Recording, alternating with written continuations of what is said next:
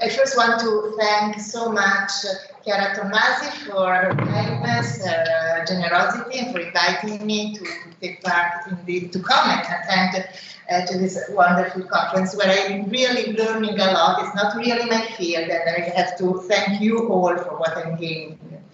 And it's a pleasure to chair this particular panel on humanistic and hard science, and it is a particular pleasure for me to introduce to you the first speaker of today, Professor Tiziana Lippiello from Foscari University, where she happens to be the director, as you probably all know, and who was also my tutor of the postdoc, and is a very well-known scholar in classical Chinese and ancient China. Today she's gonna talk about the language of the Scientia Politico-moralis between Chinese and Latin. Thank you. Thank you so much, Esther. I hope not to be too sleepy at this time of the day with the tagliatelle. I want to thank Chiara Tommasi and Andrea Balbo for inviting me, and let me escape from my daily business, which is not so interesting as being here. Today I would like to focus on one issue fundamentally. Why did the Jesuits choose to translate the 4 books instead of the 5 classics of the Chinese tradition? What was the role of the Chinese and Latin commentaries, because they played a very important role, both of them? What kind of exegesis did the Jesuits choose, and particularly the theme of intercetta? And in order to do that, we have to go deeply in the search, at least one of the search, and I chose the Zhongyong, which is the text I translated, and I know better. And as you see, a commentator of the 11th century, in order to understand the classics, you have to read them many times, and every day you discover one thought. So let's start with the doctrine of the mean, the Zhongyong, which is a short, maybe you all know, so I repeat for those who don't know what is the Zhongyong, is a very short philosophical treatise, probably dating from the Roman States period to the Han, so from the 5th century to the 1st century AD, and it was a fundamental text for the students who wanted to make a political career. What is the contents? The main contents of this booklet is the relationship of the individuals with themselves and with society, and the way of governance. So it is a treatise of political philosophy, first of all. And it was a treaty which was used by the masters, by Confucian masters, because at a certain point it became a text of the what is called the Taoist lineage, so the tradition of New Confucianism. And originally it was a chapter of the Ligi, the Book of Rights. But it was incorporated in the Ligi, but the Jesuits didn't say so. They didn't say that it was a text of the Ligi. So it became in 11th century with the Chen brothers and Juxi, one of the 4 books, especially due to the promotion of this book by the Jesuits, by Chen Yi, Chen Hao, and then Juxi.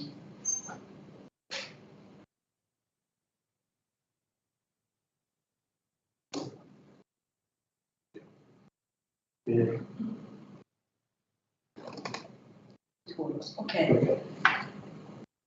So Chinese canonical texts would have been unintelligible without a guide, given that they were written in classical Chinese and they were full of references to characters, historical events, and allegories. For this reason, since the Han Dynasty, they have been supplemented by commentaries. And you can see in this edition, it is an edition Tachier, the other of the Seshu, the other booklet, that the commentaries are written in red and in smaller characters. In this way, the reader was guided through the reading of the text, and the commentary became part of the text itself, being incorporated into the very text. John Bingham has written a book on creator and commentators about how the commentators became classics.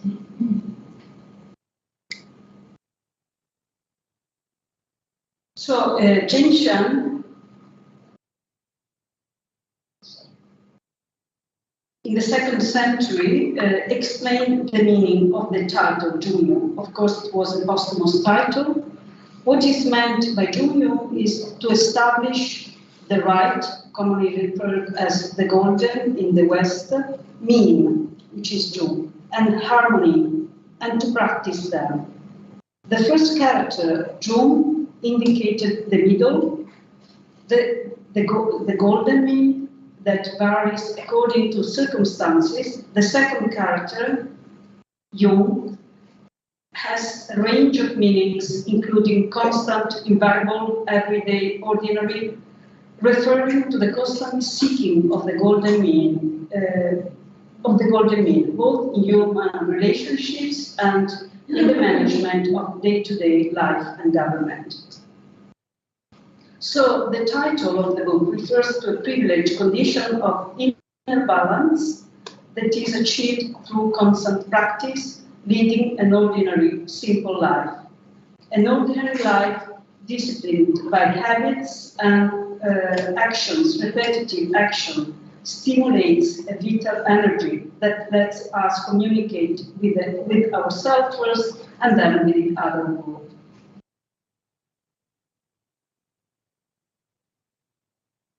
Those who achieve a golden mean do not run the risk of going too far or not reaching the ideal balance, because they are able to control their temperament and moderate their emotion. This was written by Somatian, the historian Somatian, in his Studi.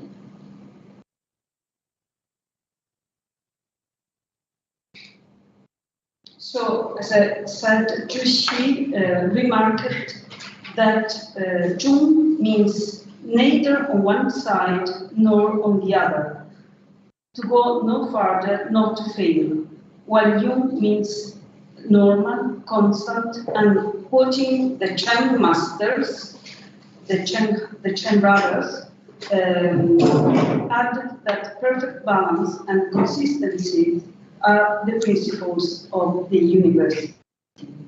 For Chinese people, the golden mean was the center of their existence, adapting to changing situations, changing season, and the cycle of the time. Jung conveys the idea of centrality as a point of balance between two extreme poles, an idea that recalls the Aristotelian concept of the golden mean. It is a goal that is not easily achieved because a man of value, a gentleman, often surpasses it, goes beyond it, while a man of little worth does not achieve it. The book is divided into two parts. The first part is dedicated to human nature, the relationship with others and with the environment, with the cosmos. The second part is about good governance, the path to inner refinement and the way to attain wisdom. Translated the Scientia. He made a pioneer work in translating the Scientia,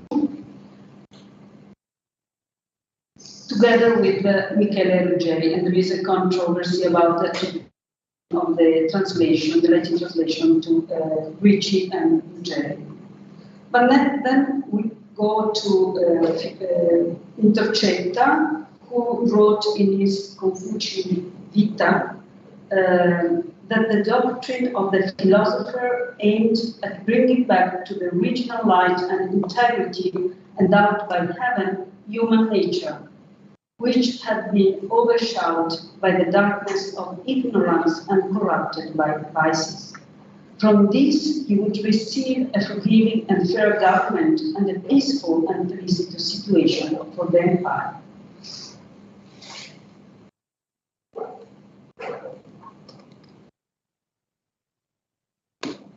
So all the attention of the doctrine of the philosopher aimed at bringing back the primitive light and integrity endowed by heaven, as you can read here. And what Intercetta tried to do was to adopt a rational approach to the classics. So, for instance, as we will see later, they translated the word, the Chinese character Dao, the way, as regula. So they wanted to show that they adopted a rational attitude.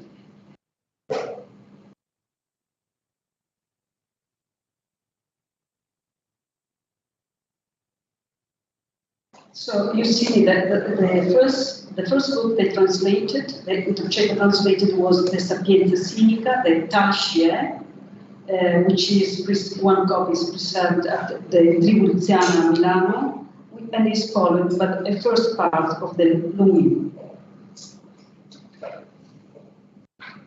Prospero Intercetta was known as Indozze and Da Costa as Buonagile.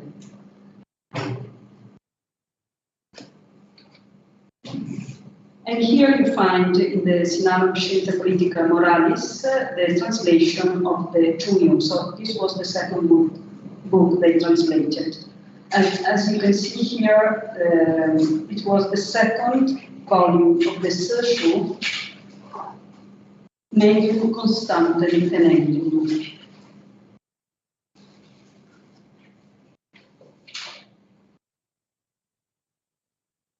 So again, we can see in the Vita, in the biography of Confucius, that in order to reach his aim, the adage, he thought that anyone should Jing Tian, obey to heaven, fear and honor heaven, and Airen, love the people as yourself.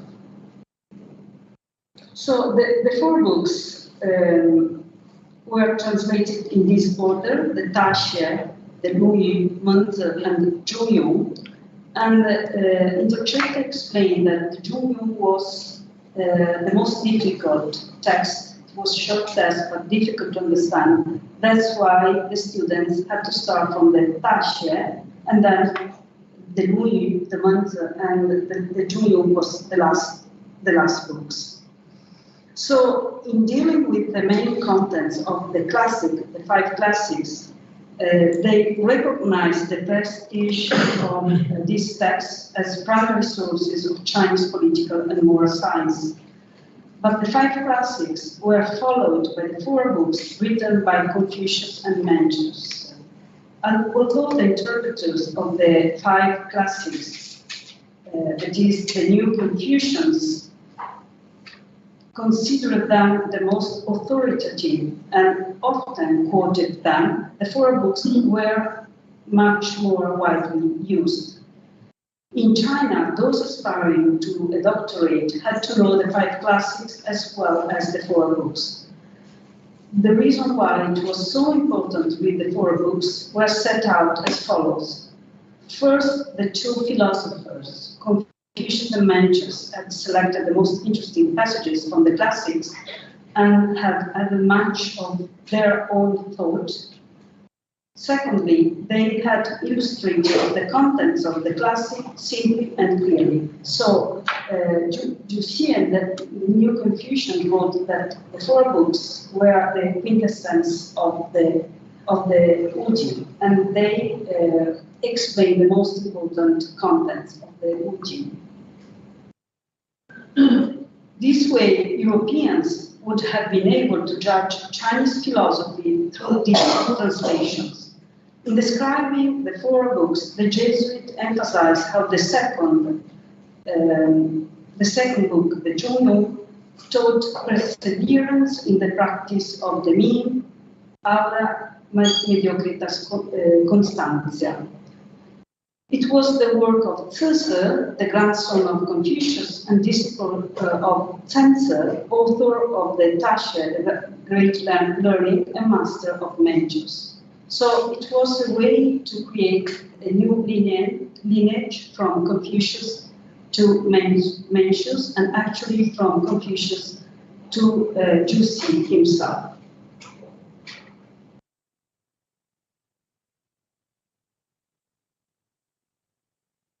Here you can see an example of the contents translated, and the two characters of Kurti, which means to control ourselves, to control our emotion, translated as dominate yourself and subdue your appetite to reason, and do not act, speak, or think differently from this.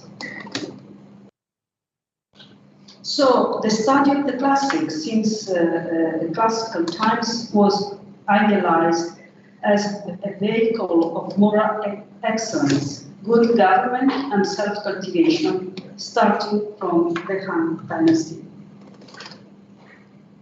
And here you can see the 5 classics. And the 5 classics became part of the curriculum studiorum since the Han Dynasty and Emperor Wu established the Imperial Academy, as we all know, in 124 BC. And established that following the literati suggestion, he launched an ambitious reform. The government official must be talented and worthy, and he established the Imperial Academy, where the scholars are admitted on recommendation of the local government. During the Han Dynasty, the classics became 7, with the addition of Xiaojing and Univ. And as I said, it was during the legacy of, during the Song Dynasty that the legacy of the 4 masters, Confucius, Centro, Deug-Su, and Męczyńska, was introduced. So we assist in this period to the replacement of the 5 classics with the 4 books for the civil service examinations. It was introduced during the Northern Song, when the problem of recruiting the best candidates for office was addressed with the introduction of a system of government and the examination system. The reform was made by Wananshe, who introduced a dual system of examination, whereby the candidates could choose to be examined either in their skills to write poetry or prose, or on their knowledge of the classics. So the new Confucians, starting with Chen Hao and Chen Yi, highlighted the importance of becoming a moral individual besides possessing the competencies to serve as official functionaries. The Taoxia learning, with which they were associated, considered acquisition of ethical practice more important than the acquisition of the literary culture of the past.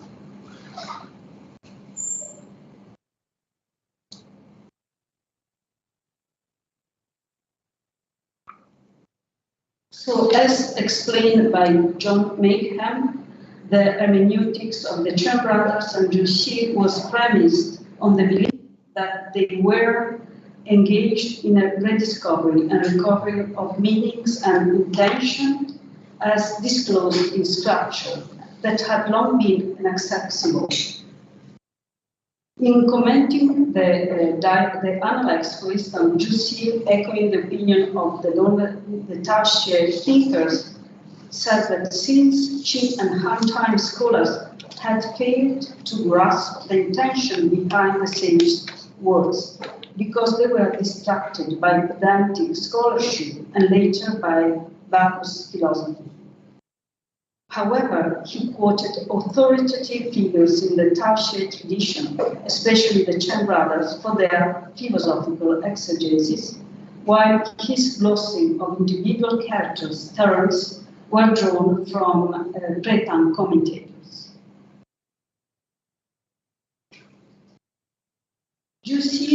offered the scholars the Scientia mainly because they were easier to read and memorize than the 5 classics, and contained the essence of Confucian wisdom.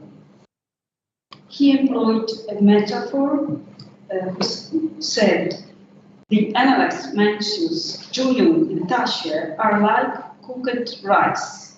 For Deug-Su, the 4 books represented an alternative canon designed to displace the centrality of the original corpus. But his aim was also to affirm the legacy of the Tasce, the legacy of Confucius and his discourse, through Mencius and finally to Deug-Su himself.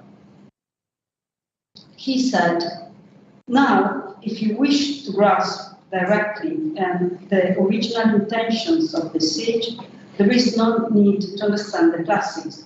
It is necessary to look first for the specific intention in the Analects and Mencius. So the Analects and Mencius were the texts he preferred, and then he also devoted himself to the Tasce and Julium.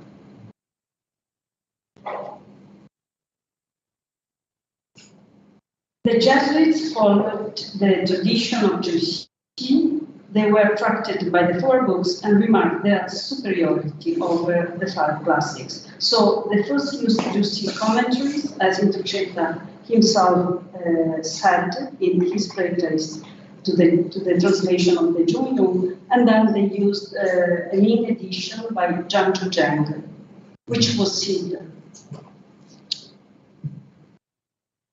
So one of the messages included in this preface, contemporary, on the Tasce is that one of the main meaning of the Tasce was renewing the people and returning to the original clarity.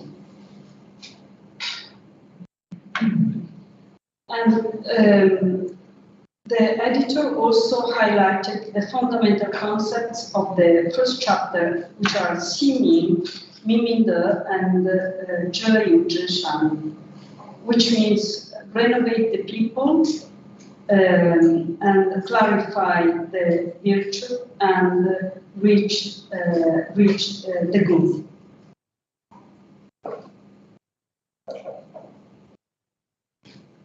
So the Tasce, what we mean in Scientia Sinica, is the Greek plan of learning, especially of men of princely rank, consisting in refining, cultivating the rational nature, the start by heaven, so that this one, the rational nature, like the clearest mirror, returns to its original clarity by removing stains of depraved desires. It consists in renewing or reforming the people, Ximing exactly, through one's own example and encouragement.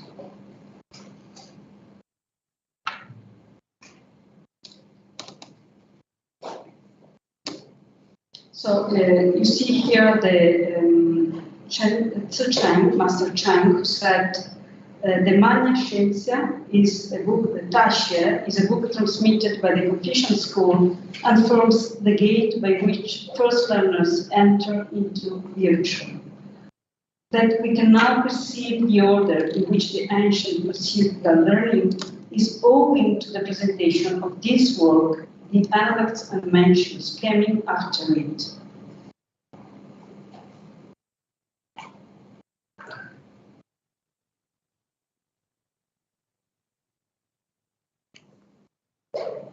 And here you can see the edition of the Tasce, the first page of Tasce, with the commentaries by the Stone scholars.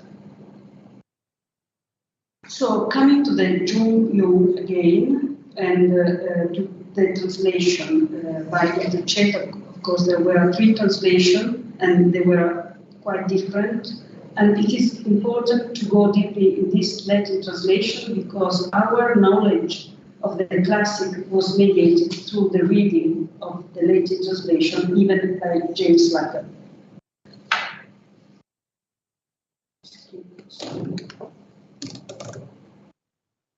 I want to show the first sentence of the Tasche.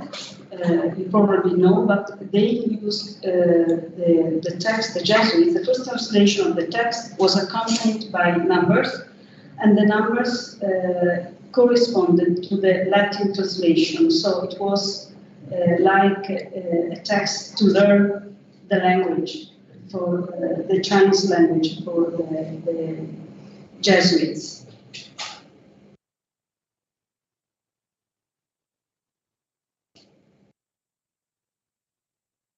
And here I give an example of the Latin translation of the text, and you can see that the sin was rendered as natura rationalis, thou, as I said, as regula, and ciao as institutio.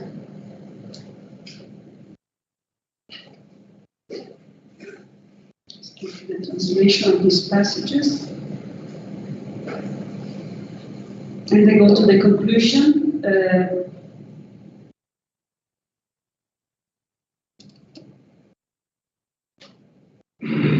Prosper Intercetta, in his introduction at Lecture, explained the use of the translating the social, and he said, it is at the same time of great value, a great use to the missionary of the gospel, as we said before, in that it is an eminent life mentor. With its natural light, it illuminates the darkness of vice like a dawn and provides that light of truth that anticipates the gospel soon and opens the way for it. So my impression is that the Jesuit and Intercetta, especially Intercetta in this translation, he was aware of the religious, if you want, meaning of these classics, but he tried to give a rational description and translation of the classics. Of course, he, for instance, he didn't translate the Golden Rule you find here. He made no connection with the Golden Rule, but he translated it in a most rational way he could. Thank you so much.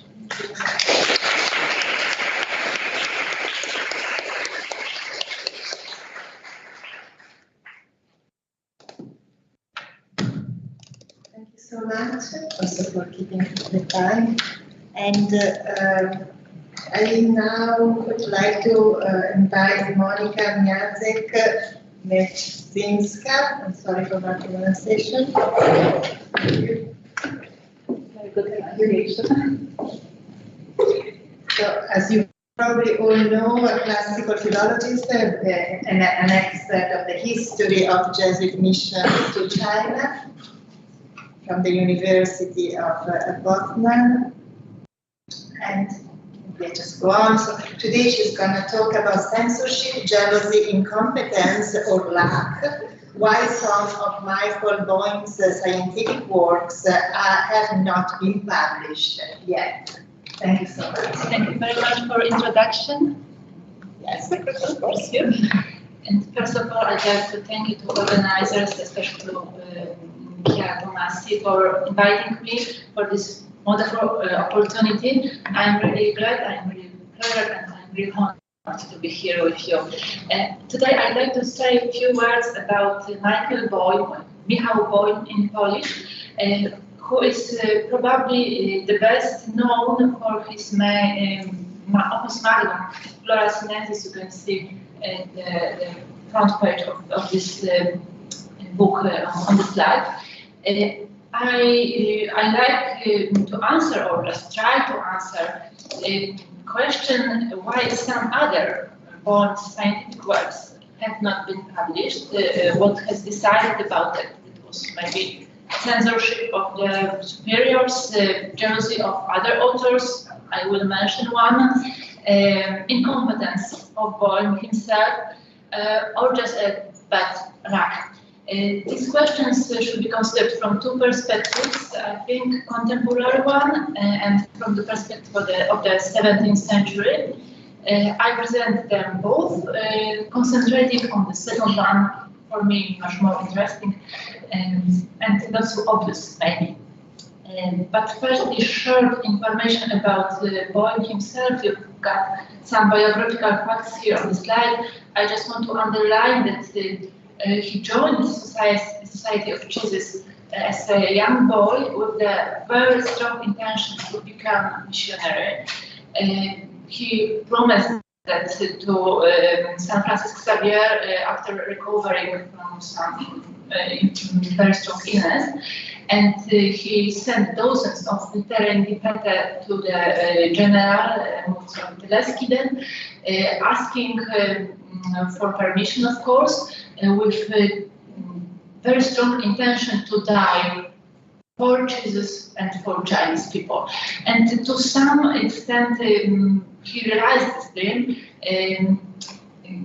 giving his life, passing away at the border of the China in 1659, trying to reach Emperor courts. Boym's stay in China, lasting only about 6 years, marked by the stigma of the ongoing war between the declining Ming dynasty and the triumphant Manchu Qing dynasty, did not leave in the surviving documents any specific traces or information about the evangelization achievements of the Polish Jesuits. I think it's absolutely surprising because he was so in an evangelizing figure, we can say, at the beginning. But we don't know anything about his activities, evangelizing activities. We don't know the number of conversations that could have taken place thanks to him. It's not known how many souls he baptized, and text of sermons or homilies that he probably even has not survived. His scientific work remained, however, as a result of undoubtedly intensive research work carried out during his stay in China.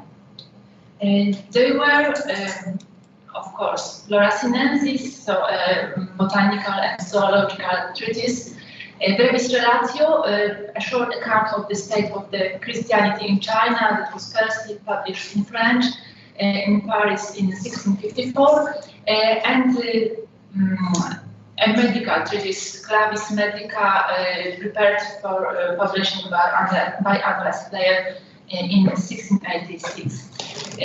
As we heard yesterday, some of the information taken from Boym was also published by Athanasius Kirschel in his Humanistic Illustrata, and we know also that the main frame of this work was the information obtained from Martini and Boym, especially these two ones, Jesuits. And we know that the relationship between the two Jesuits who came to Europe from China in the middle of the 17th century wasn't harmonious one. We can suppose it from the correspondence not between them, but between Kirsch and Martini, and I will mention that in a minute. And I think that this situation, not political one maybe, but scientific one, could influence the non-publication of writings. And it should be emphasized that Boym's publishing plans were wide-ranging. Sébastien Cramoisy, who published Brevis Relatio in Paris, joined this text by a short advertisement au lecteur containing a list of planned works to be published in future by Boym or under Boym name. And here is the list. So 7 points.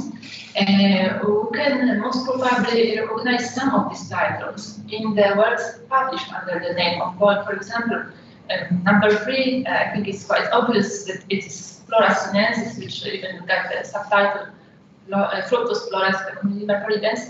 Number 6, it could be, and probably that is in some part it is Clavis Medica. And the number 2, I mean Snibus Catechismus, might be the Sino-Latinum Divina Legis Compendium, included in Kircher's Hina Illustrata, but the subject is under discussion. We can say some researchers disagree on this one. The other works remained either in the area of plans or in manuscripts of various degrees of advancement. which are still in archives in Italy, Portugal, France, Belgium, and so on.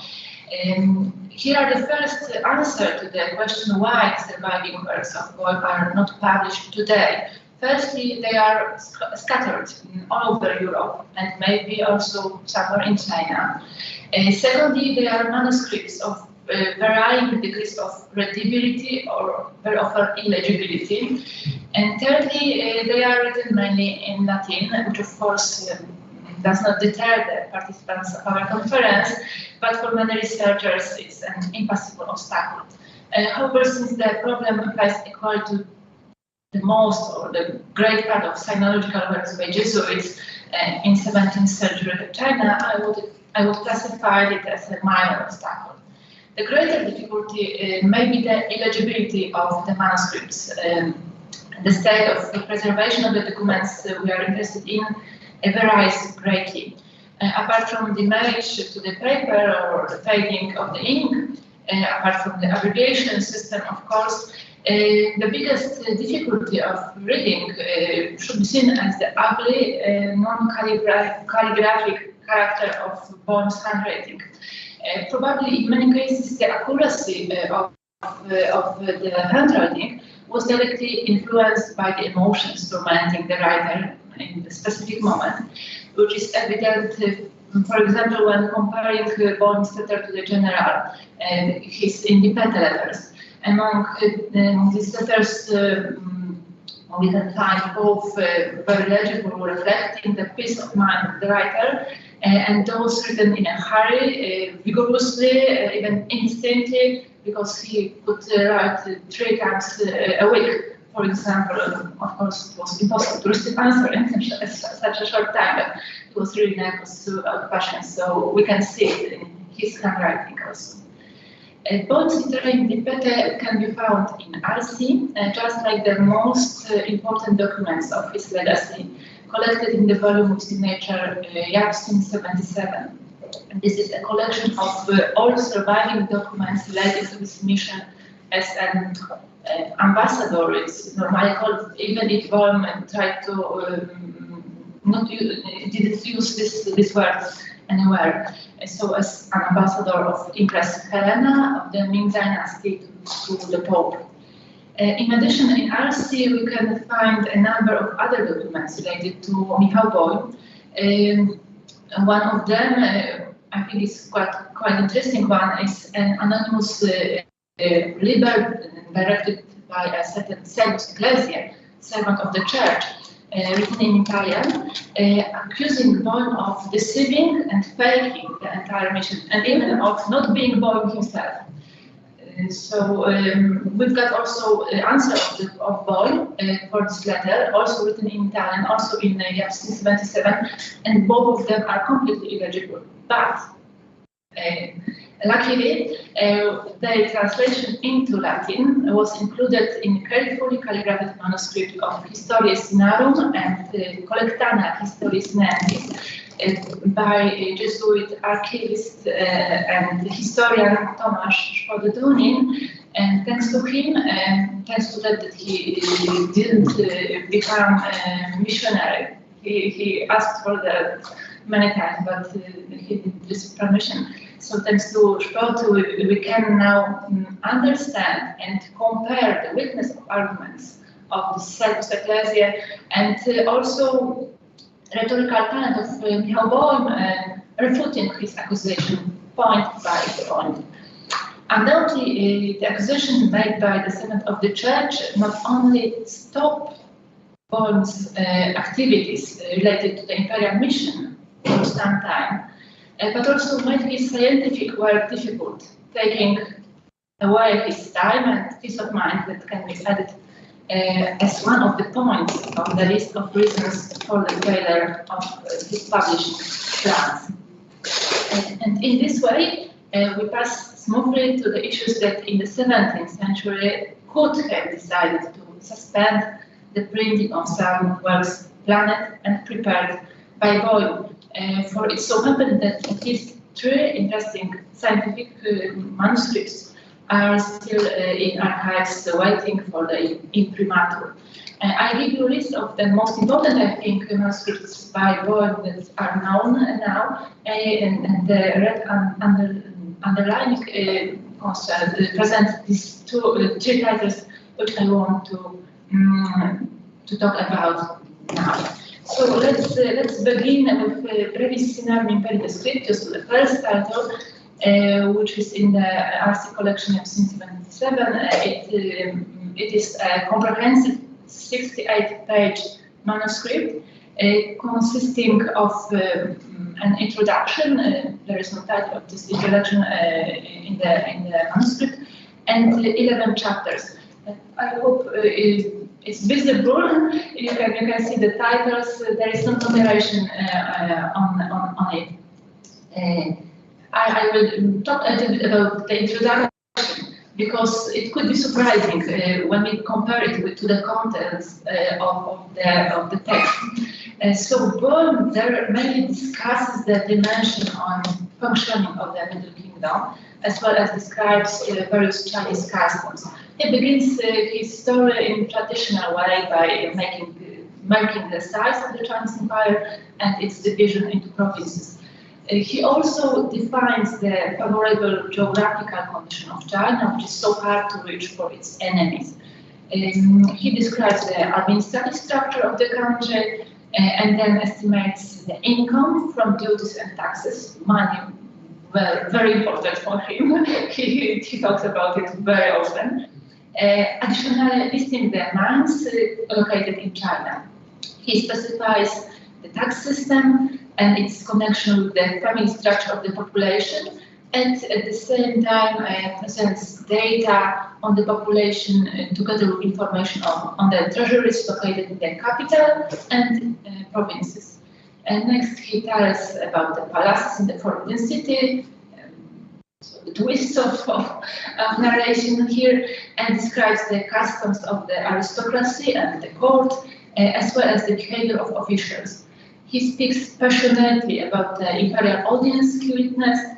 He pays special attention to the clothes of the Chinese nobleman and describes the emperor's robe in particularly comprehensive manner.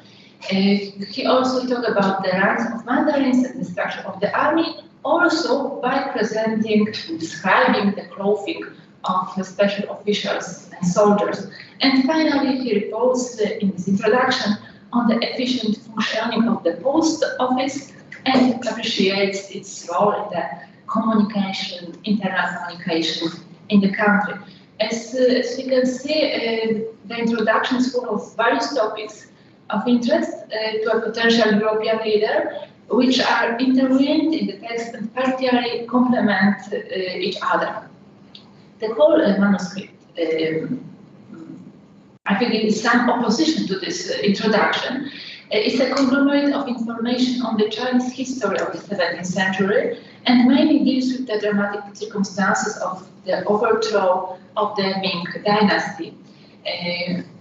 Historical data were intertwined with various types of additional ethnographical, geographical information, and above all, with a broad description of the Jesuit activities in China, especially at the court of Bianchi Emperor, crowned with numerous conversions in the imperial family, and the final chapters concerned the mission to the Pope, which Empress Helena entrusted to Michał Boym. Among Polish researchers who are experts on Boym's legacy, and sometimes they are not very critical, I have to say. There has been a conviction installed by Edward Kajdański that Brevis Sinarum Imperii Descriptio was not published due to Boym's political commitment. Unfortunately, the lecture of this text leads to completely different conclusions. It seems that the explanation is much simpler. The literary values of Brevis Sinarum Imperii Descriptio, which Boym gave to us, leave much to be desired. One of the biggest drawbacks of the work is its chaotic nature.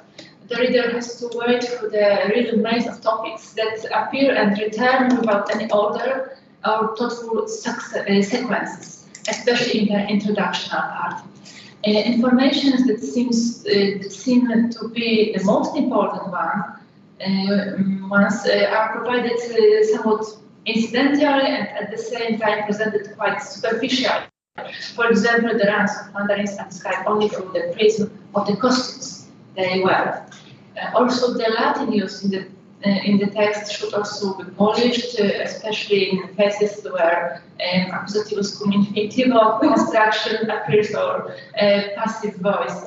Undoubtedly, the manuscript also needs some rhetorical retreatment. That suggestions, my suggestion, concern mainly the introductional part, because the last part, where Boym is a witness of some facts and some events, are much better constructed and written. Of course, such considerations cannot be carried out in isolation from the standards of the epoch. However, even a cursory comparison to the work of Martini, Ricci, Trigot, and Kircher makes the shortcomings of Brevis Sinarum Imperii Descriptio clearly visible. So we can suppose that this manuscript was only a sketch of a planned work, and probably Boym wanted to further develop and polish it. The story of non-publication of Brevis Sinarum Imperii Descriptio can be joined also with the second text on the list of unpublished manuscripts of Boym, the famous Atlas of China called Magni Catai, stored in the Biblioteca Vaticana.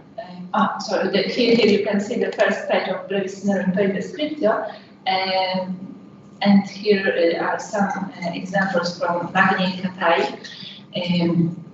So it's an atlas containing maps of all Chinese provinces, enriched in the Chinese style, with various information on topography, natural resources. It's also a very important topic in Boym's manuscripts. Flora, fauna, and ethnographic information written mainly on the margins of the maps. Why has this interesting and I think beautiful material remained in the form of manuscript to this day? The answer to this question may be a letter that Martino Martini sent to Athanasius Kircher from Brussels on February 1654. This is a reply to Kircher's letter asking Martin's advice about some materials presented to Kircher by Boym. And Martini sent his answer immediately on the same day he had received Kircher's letter. I present you here translation of some fragments, and I will make some resume of this text to make it clear. So Martini, without reading Boym's text, that's interesting point, undoubtedly discredits the competence of Boym as the author of works on Chinese history. Maybe it's this manuscript of Brevis Sinarum Imperii Descriptio here, denying him about sufficient knowledge of the Chinese language and scientific competence. As for the cartographic works, Martini states that he did not see the map of Boym, and that it will probably be a perfect reproduction of the Chinese originals, but Boym lacks the detailed knowledge and everything that a cartographer can learn from an autopsy, by personally seeing the area thanks to the works of Rome. And what experience does Boym have, asks Martini, if he has seen nothing in China except a part of Guangdong and the border of Guangxi province? Even the most highly used terms, peritimus in arte and exactissima mappa, sound quite derisive, especially when juxtaposed with Martini's achievements and his maps describing China perfectly in every detail.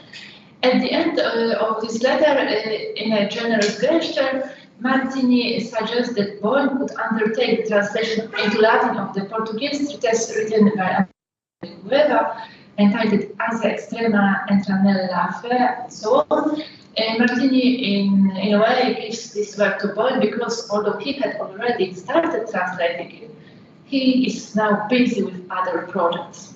In fact, Martino Martini's publication appeared shortly, one after one, and the Bello Tartarico Historia was published in Antwerp in March 1654, so 1 month later, the letter put it above.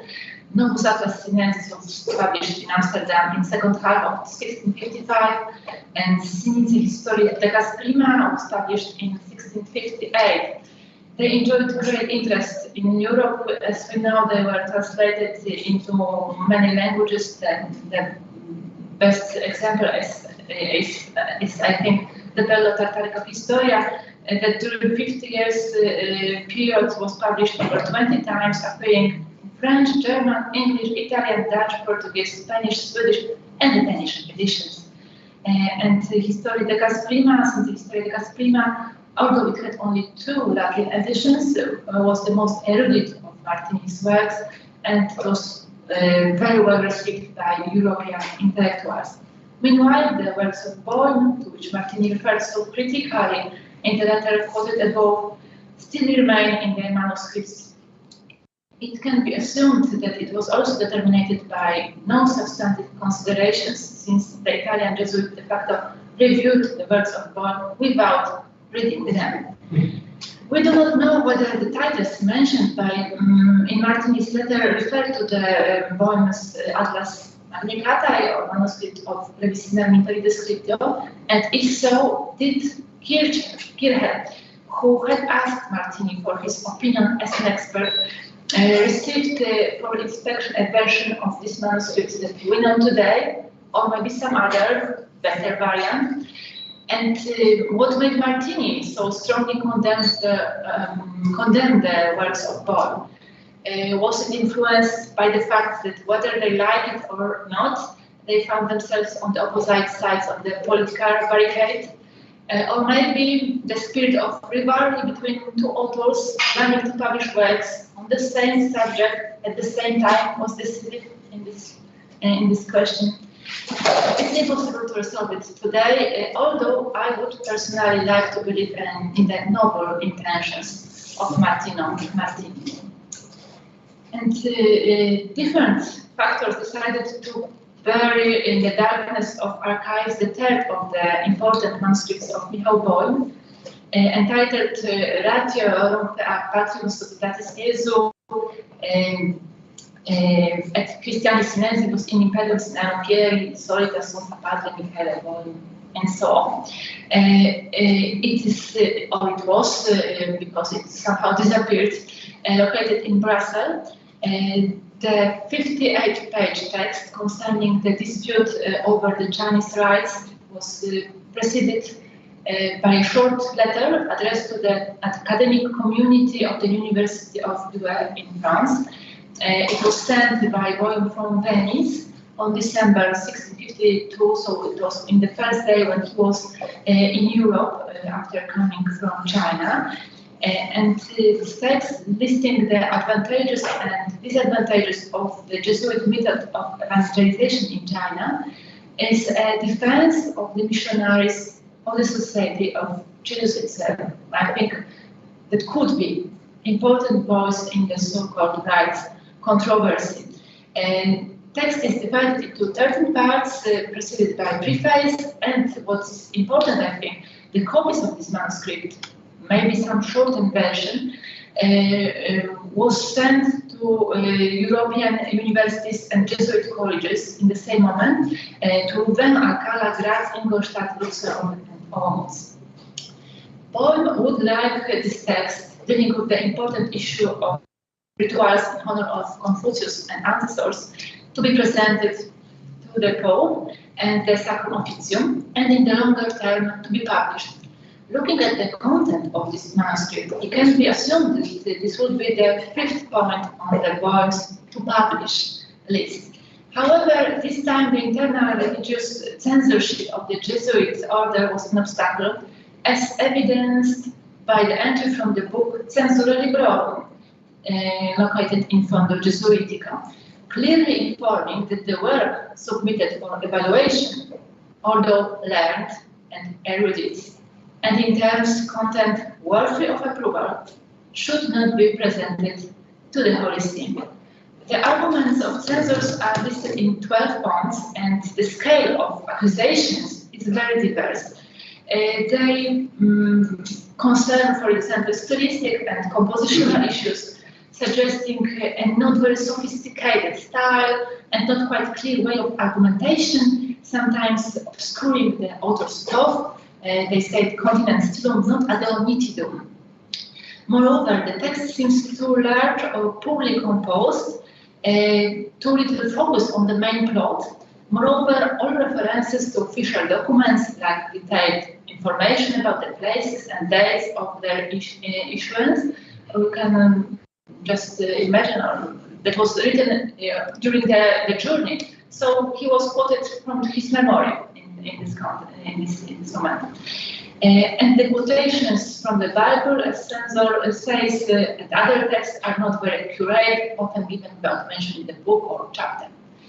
Apart from a few specific reservations that could be eliminated if Boym had time to correct these shortcomings, the censor first of all decided that it was not the right time to force Boym's postulates. They wrote, non videtur tempus opportunum petendi confirmationem privilegiorum ut autor petit. The document was issued at the Colloquium Romanum on April 1653, and it shows the names of 4 censors, Dunelus, Rossi, Leroy, Abiccio. Ironically, the really next entry in Liber Censorum concerns a manuscript by Martino Martini, entitled Brevis Relatio de Numero et Qualitate Christianorum in Regno Sinarum, which was fully approved by the censor Johannes Roh.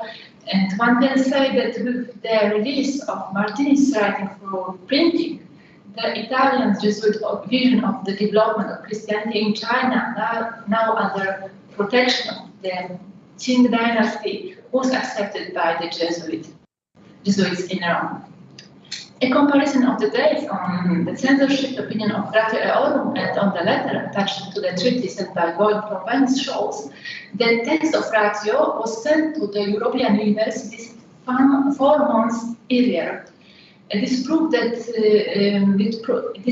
that Boym undertook his effort to publish Ratio without the consent of his superiors, and when he tried to make up for his neglect, he did not obtain the expected placet. Perhaps this was the main problem of Boym's work, that it was written at an unfavorable moment. After all, some of his writing concerned matters doomed to failure by history, which we read half at the beginning. Expressing support for both the Ming dynasty and the Jesuit accommodative method could not be considered politically correct at the time, and text promoting this inconvenient content could not be made public. This is why it was the political situation of the Chinese state, the internal tyranny of the society of Jesus, and finally the tense expectation of Europe, especially Portugal, for the development of events in China, that should be indicated as the last factors deciding that some manuscripts of Boym remain unpublished. To conclude, in my opinion, all the above-mentioned factors from the past and the present, which have intervened against the scientific heritage of Boym, do not make the Polish Jesuit a forgotten hero, harmed by fate. No one should say something like that about Michał Boym, who is called superhero in the internet. But to be sure, to be serious, he was a scientist with a wide range of interests. He had many projects at the same time. Not all of them were finished, not all of them were published in print. I think we all know similar situation from our own experience. Maybe this is just a trait of scientists. However, these advertisements give to the figure of Boym as a scientist, as a human, a special picturesqueness. that makes him fascinating, especially for young people. And personally, I'm very happy about it because thanks to this nostalgic charm of Boym, from time to time, another student visits at my MA seminar ready to decode his manuscripts, and maybe in effect, after centuries, maybe after years, not centuries now, some of them will be finally published. Thank you for your attention.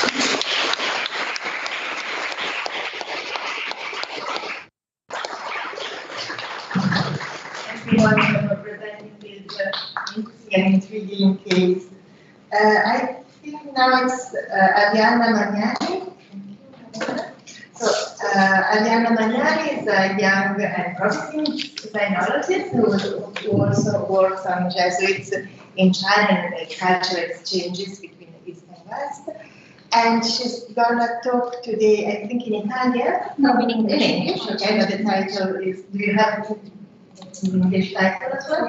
Not yet. Okay, so I just read it in Italian then. And it's Ars Medica Sinarum, testimonianze di dialogo interculturale tra la Cina e l'Europa del Seicento. I wanted to ask to the organizers, should we have a short discussion after this presentation? Because I know some of the presenters are leaving. Will it be possible, just 15 minutes maybe, and go to the coffee break at 4:30? Will it be possible? Thank you.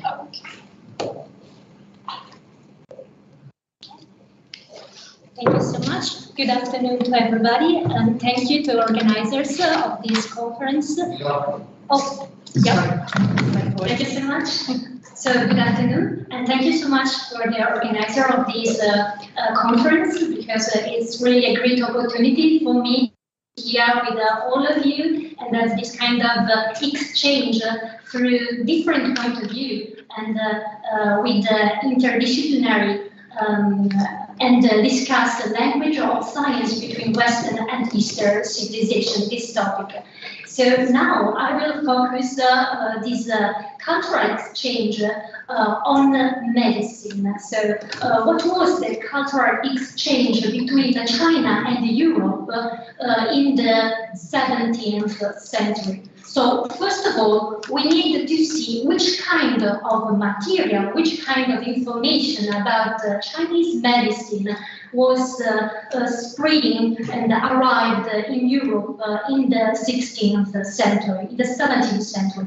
Well, first of all, materia medica, so Chinese books on medicine were already arrived in Europe at the end of the 16th century. As we can see from these books, from the History of China brought by Juan González de Mendoza, he talks about a lot of books, Chinese books that arrived through the Philippines to Spain and also Europe, and he gave us a list of books in which we can read that they were libri de herbis, so they were compendia on the botanic argument, but also about medical herbs, and also, of course, ad medicinam facientibus, and it also talks about medica libri. So we know that at the end of the 16th century, there were already books of Chinese medicine in Europe.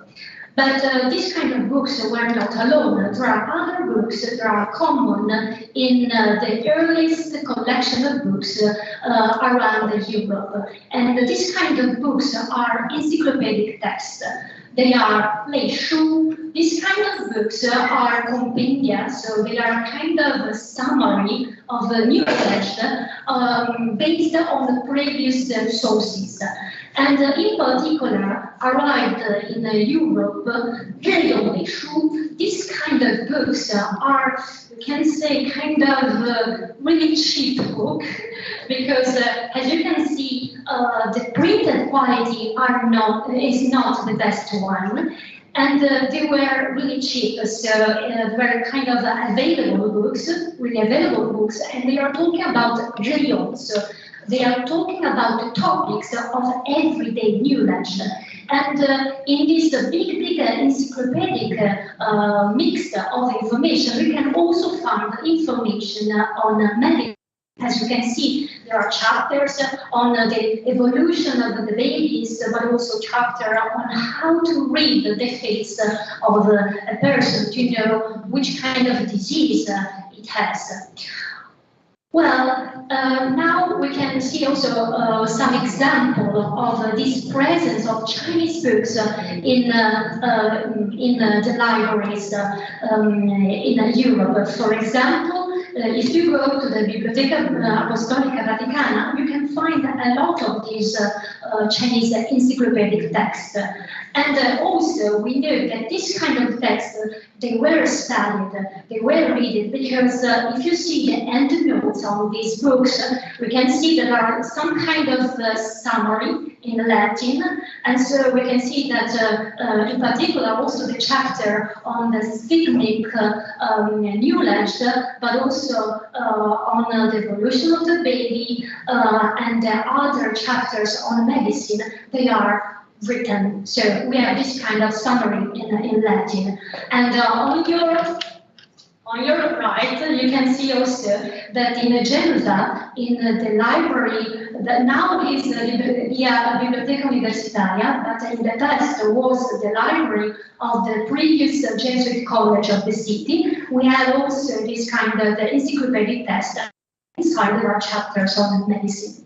But now I should like to introduce you, well, you all know that what was the context in which these books arrived in Europe. So I should like to use an image, and the best image to describe the medicine in the 17th century is a painting. That is a Rembrandt painting. As you can see, there are people, there are doctors in Amsterdam, they were doing anatomy lessons. Because at the end of the 16th century and for all the 17th century, it was the anatomy that gave the possibility to do a really improvement in the medicine. So at that time, it was kind of common to find a manual of anatomy, and because we are in Pisa, for sure, I need to make a reference to Andrea Desaglio, because Andrea Desaglio, who was born in Bruxelles, and then he studied in all the best medicine centers around Europe. He also stayed in Pisa, and he arrived here and he made the inauguration of the anatomic theatrum, Theatrum Anatomicum here in Pisa. So the Theatrum Anatomicum was kind of popular around Europe, and through the anatomy it was possible to know more about medicine. So the manuals, so this kind of encyclopedic text and manuals were really common in Europe, but also in China at the same time we can see not anatomic text, but information of medicine concept. So there are kind of similarities. So here you can see the anthropogenic iconography, see the conformatio fetus, above the ossification principia. That is the evolution of the baby inside the womb of the mother, but it's the same also in the Chinese encyclopedic text. Now I should like to focus more on the difference between the Western medicine and the Chinese medicine. So, of course, there are differences because there are two different cultural backgrounds. So you can see one is a tabula from Andreas Vesalius, and it's focused this page on the heart. And here we have a tabula of Chinese encyclopedic text, Sanskrit way. And in particular, here it's the pericardium. And as the Greek word said, pericardio, so it's around the heart.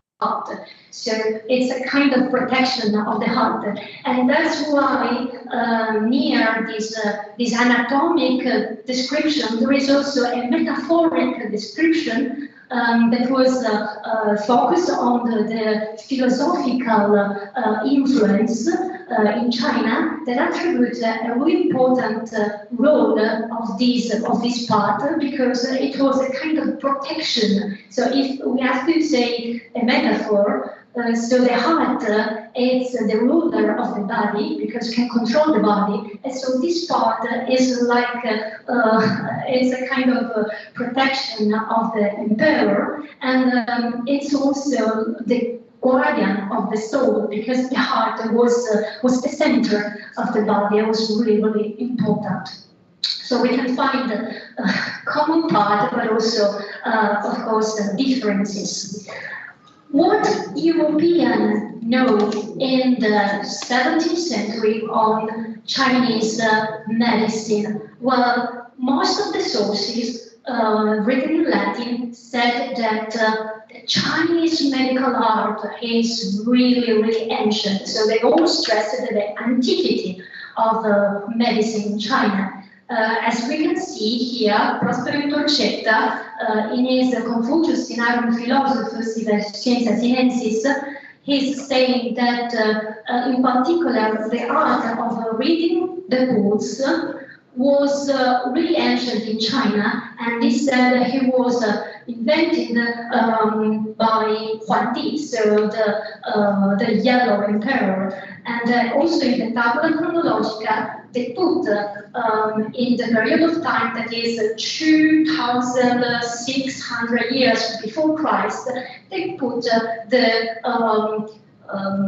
the creation of the idea of reading the books. So to understand disease and the medical situation of a person through the reading of the books.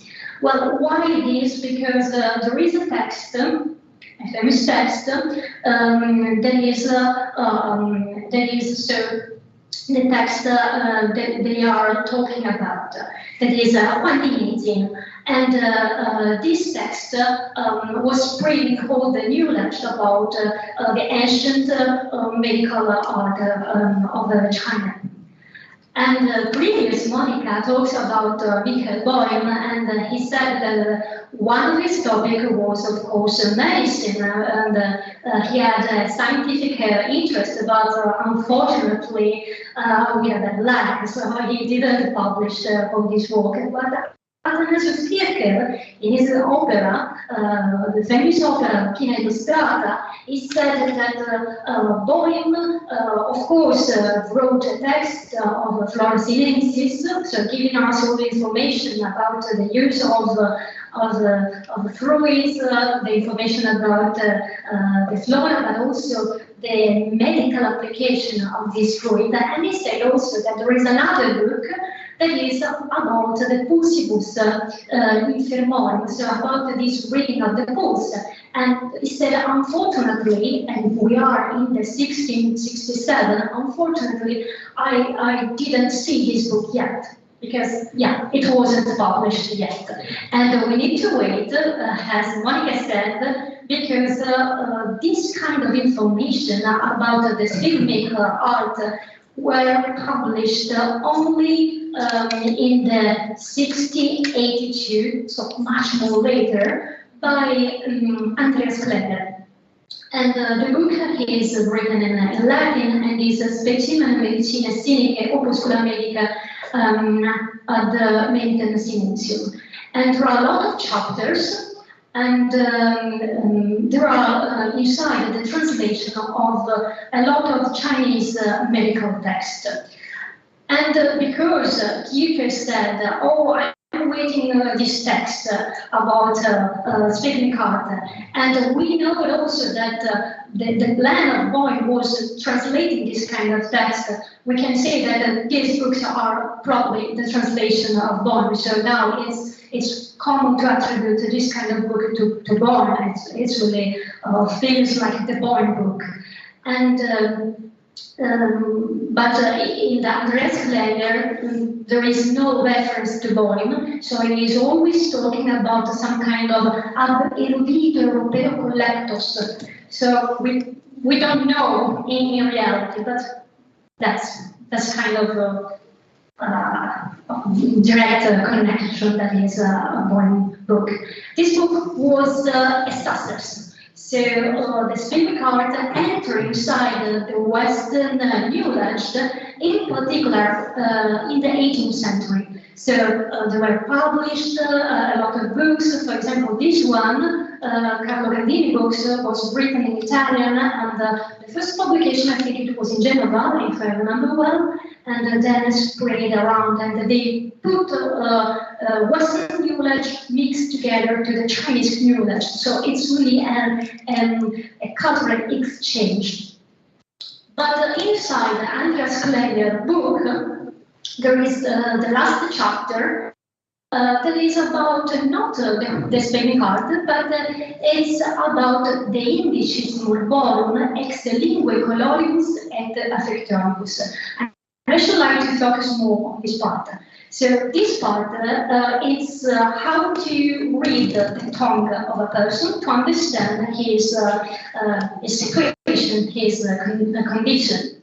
Well, this book, we know that they are telling us that it's a translation from a Chinese text, but they don't say which kind of books they are translating, so there is no information.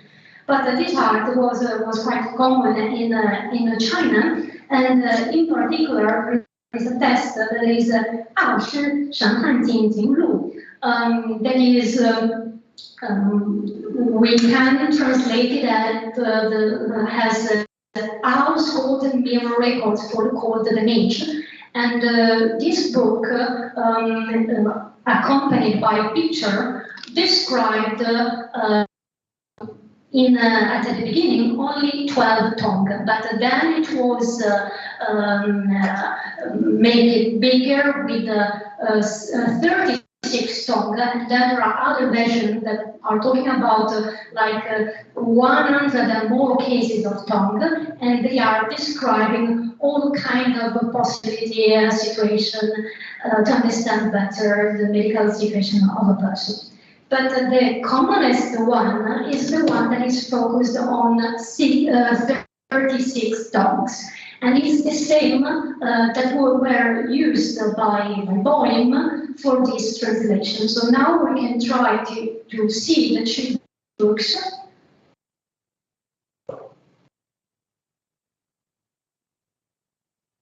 So you can see the yellow one is the Boym translation, the other one is the Chinese translation. The problem is that during the Ming Dynasty, this book was really popular. So we had a lot of different editions of this text, and I still didn't find the real edition on which they were based for the translation. So we can see that all the tongues are the same, but the order is different. And also, if we saw if we focus more on the text,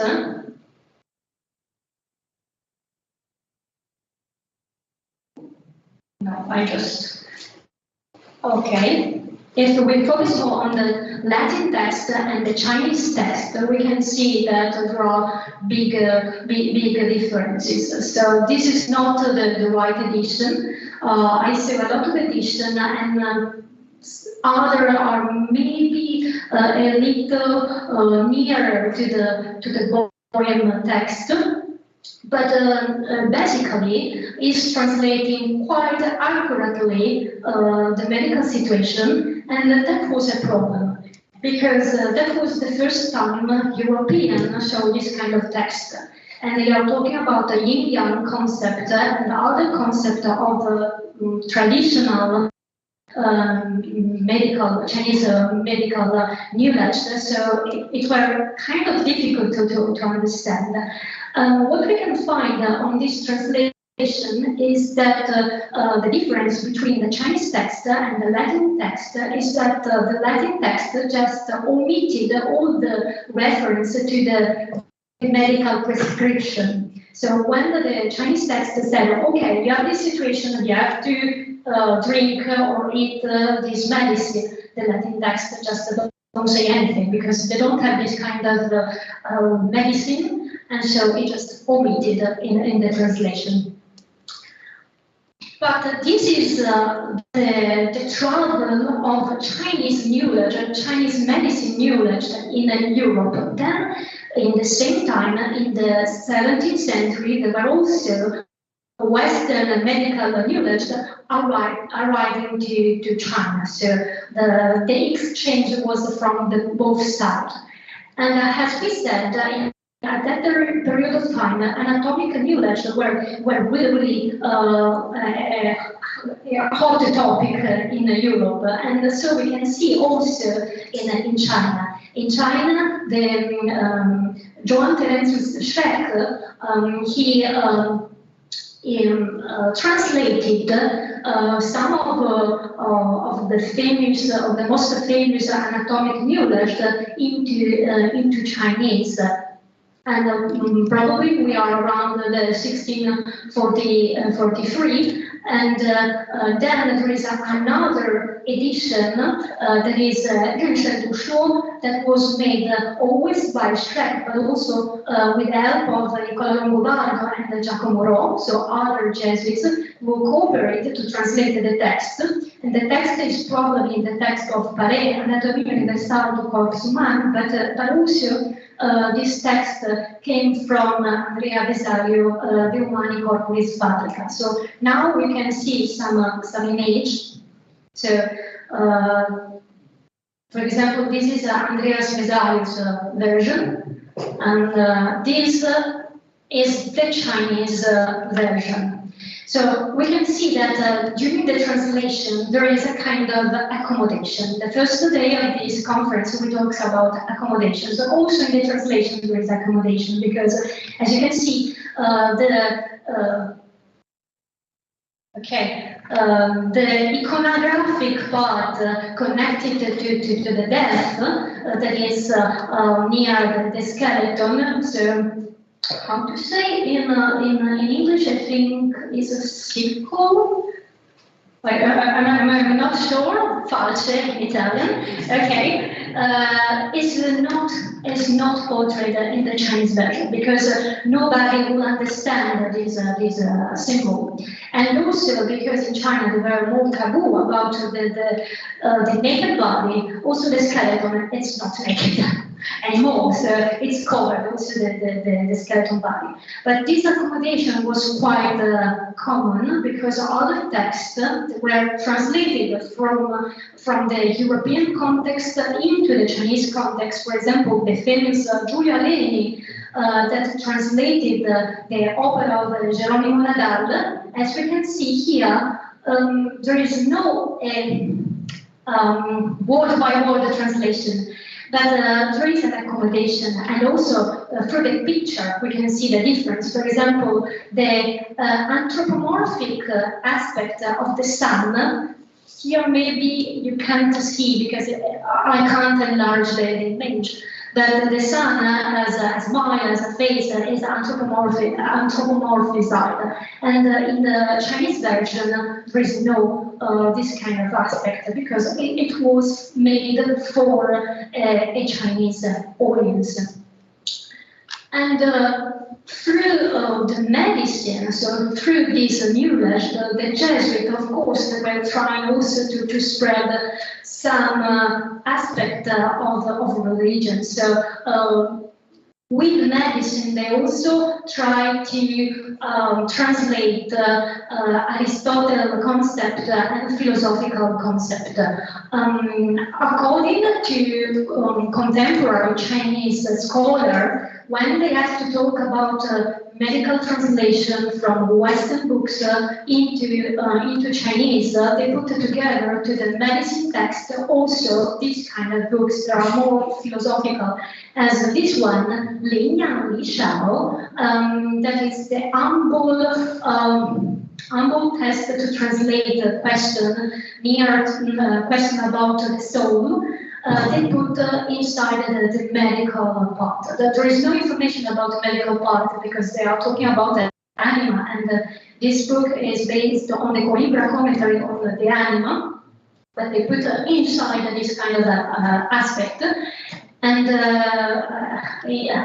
first day we talked about the problem in translation and the fact that this book, this translated book, were also kind of difficult to read, weren't so readable.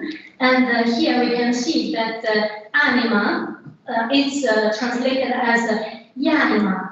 So it's just a phonetic translation, but because it wasn't possible to understand the meaning, after that they put the description. So what is yanima? What does it mean? And after that they are explaining that this book is about philosophical concept and there is written philosophy.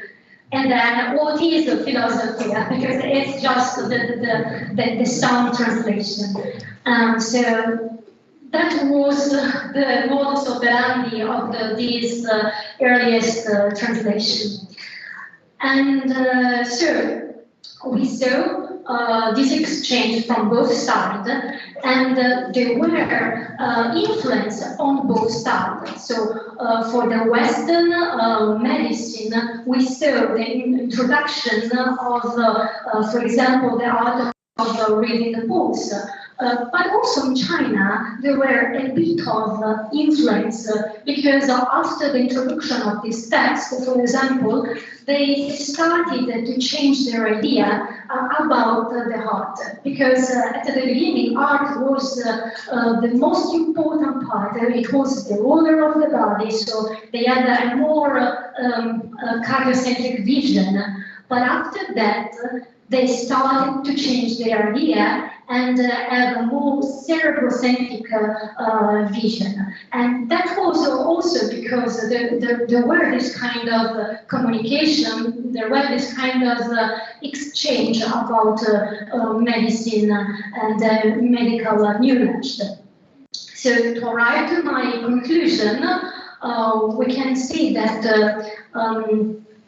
during the Respublica Literaria or the Respublica Literarum, it was really important this books exchange, and there were a lot of books that were traveling through these networks in the 17th century. And to study more deeply this collection of books, this earliest collection of books from both sides can help us also to improve our philological studies. For example, if we know more which kind of Chinese texts were common through Jesuits and through European, maybe we can find the real edition on which it's based, for example, the book on tongue. And also we can see the result of this cultural exchange, the efforts, but also the tangible results from both sides, so in Europe, but also in China.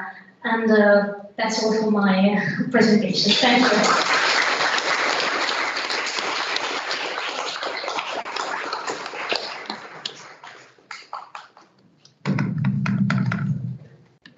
So much, Arianna, was really fascinating. So can we just have some questions now, or I don't think you have any more? Yeah. Oh, yes. And I think since Professor Lippiello has to leave, so if there are some questions addressed to her. Okay. So are there any questions for Professor Lippiello? I have a question. Come back.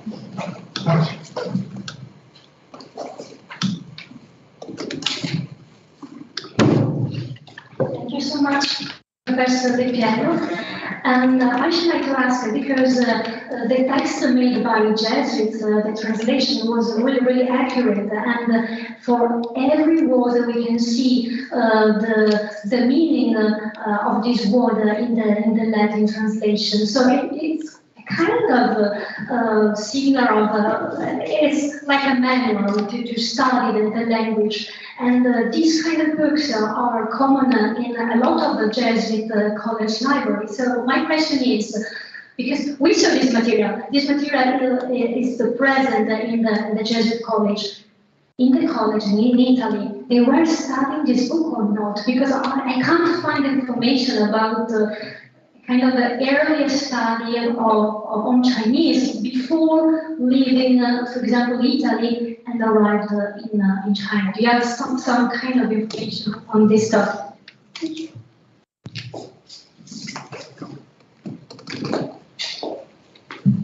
This is a very good question. I don't know if the students in the college studied this text. For sure, this translation were used because not all of the translation were organized like a syllabus. This was the second translation, which was made with the numbers. So it was a guide to learn Chinese or Latin, actually Chinese for the Jesuits. But the second and the third, the Confucian philosophers, for instance, didn't have the numbers. But it had more commentaries. So these translations were different one from another, and until we come to the last translation made by all the European Jesuits, and this one was not a real translation. That's why the commentary was so important. It was a description, through the translation, a description of the philosophy of Confucius. So the aim of the third translation was to present the Chinese philosophy rather than the language. I don't know if I answered to your question. Thank you.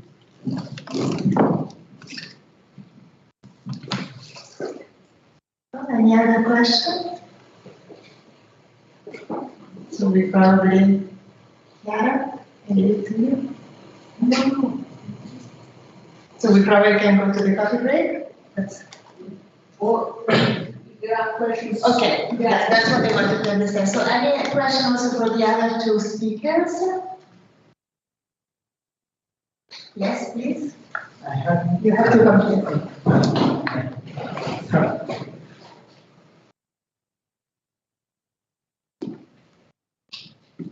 First of all, I'd like to thank all the speakers because all the presentations were incredible and amazing, so thank you for that. I got a question for Arianna, actually. My question is, did you notice in this comparison of the medical books somehow an influence in the iconography as well? So you were, I think, in a very interesting way associating the changes that are being made from the European text to the Chinese ones. In the reverse side, so from the Chinese text to the European text, did you find this a similar accommodation as well, or what is your take on this? Thank you.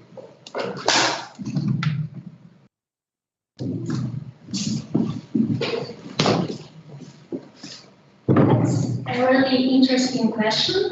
I didn't do deeply this kind of research, but it's true that, for example, also in the representation of Kanxi, so in his portrait that was spreading on Western book on China, we can see that his face is more according to Western standard of beauty.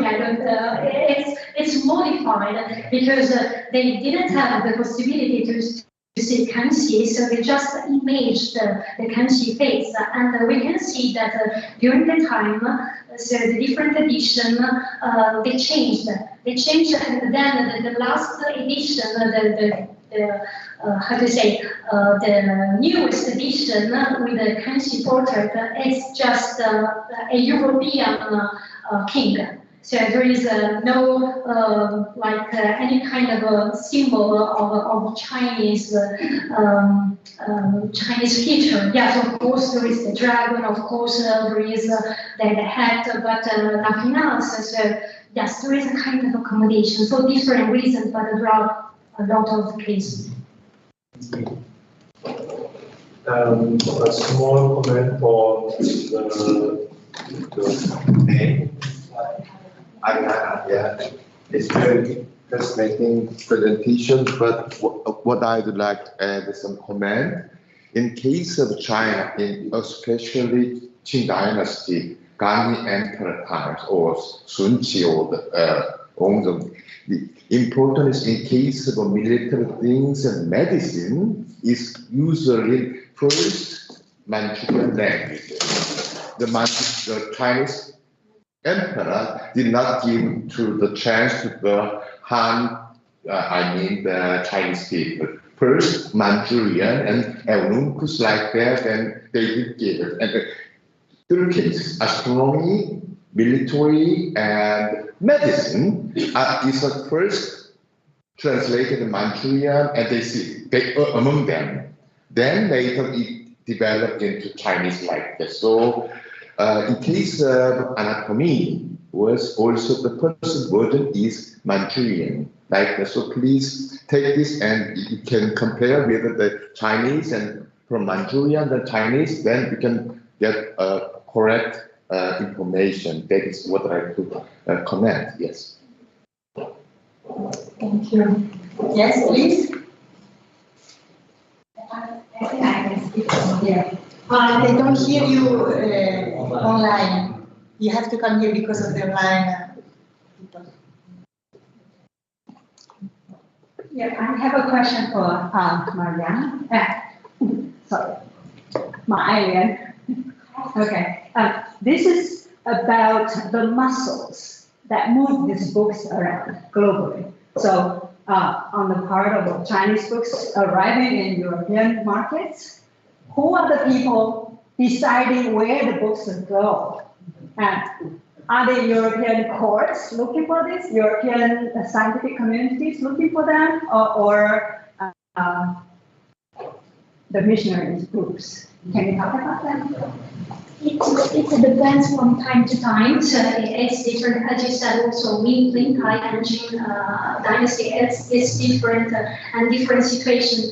So for the 17th century until the 1644, we can say that the medium was Jesuits. So there were 3 Jesuits that this book around in Europe. And so, for example, I'm studying on the Jesuit collection. So, of course, I'm more focused on this kind of medium. And so how they decide, I still don't know. So they took the Chinese books with them, and then during their travel, because they arrived in Italy, for example, and then they travel from one college to another one in different city, and they were just given to every college part of these Chinese books. So we can find Chinese books in a different Jesuit college. Through the network on which they were, the Jesuits were moving. But of course, at the same time, there is another medium. There are, of course, for example, merchants. They also were really interested on the Chinese books because all the people in Europe, in particular the literati, they want to know more about China. So they were asking on this material. So not only religious people, but also other people were really interested. So there are letters of people that are asking for more information, more books, because they are really interested in it. So at first, at the beginning of this exchange, the books are more like inside the Wunderkammern. So it's a kind of a strange object, and all the people are interested on this object, but they can't really read. So it's kind of it's a strange language. Then after that, through the Jesuit also efforts, there are people that are more interested in the culture. They were, for example, asking for the translation of this text, not only the text but the translation, and people that were collecting these objects. So there are different period of time, different interests, and different ways. But it's kind of complicated, but it's really interesting. Thank you. Any other question? Please.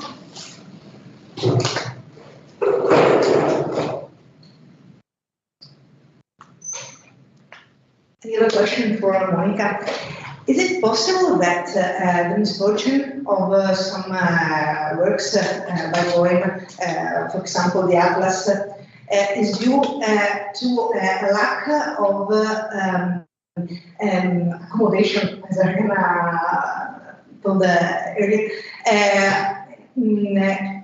and the works were not really interesting for European readers, because we are too much Chinese in what they say or what the word was represented.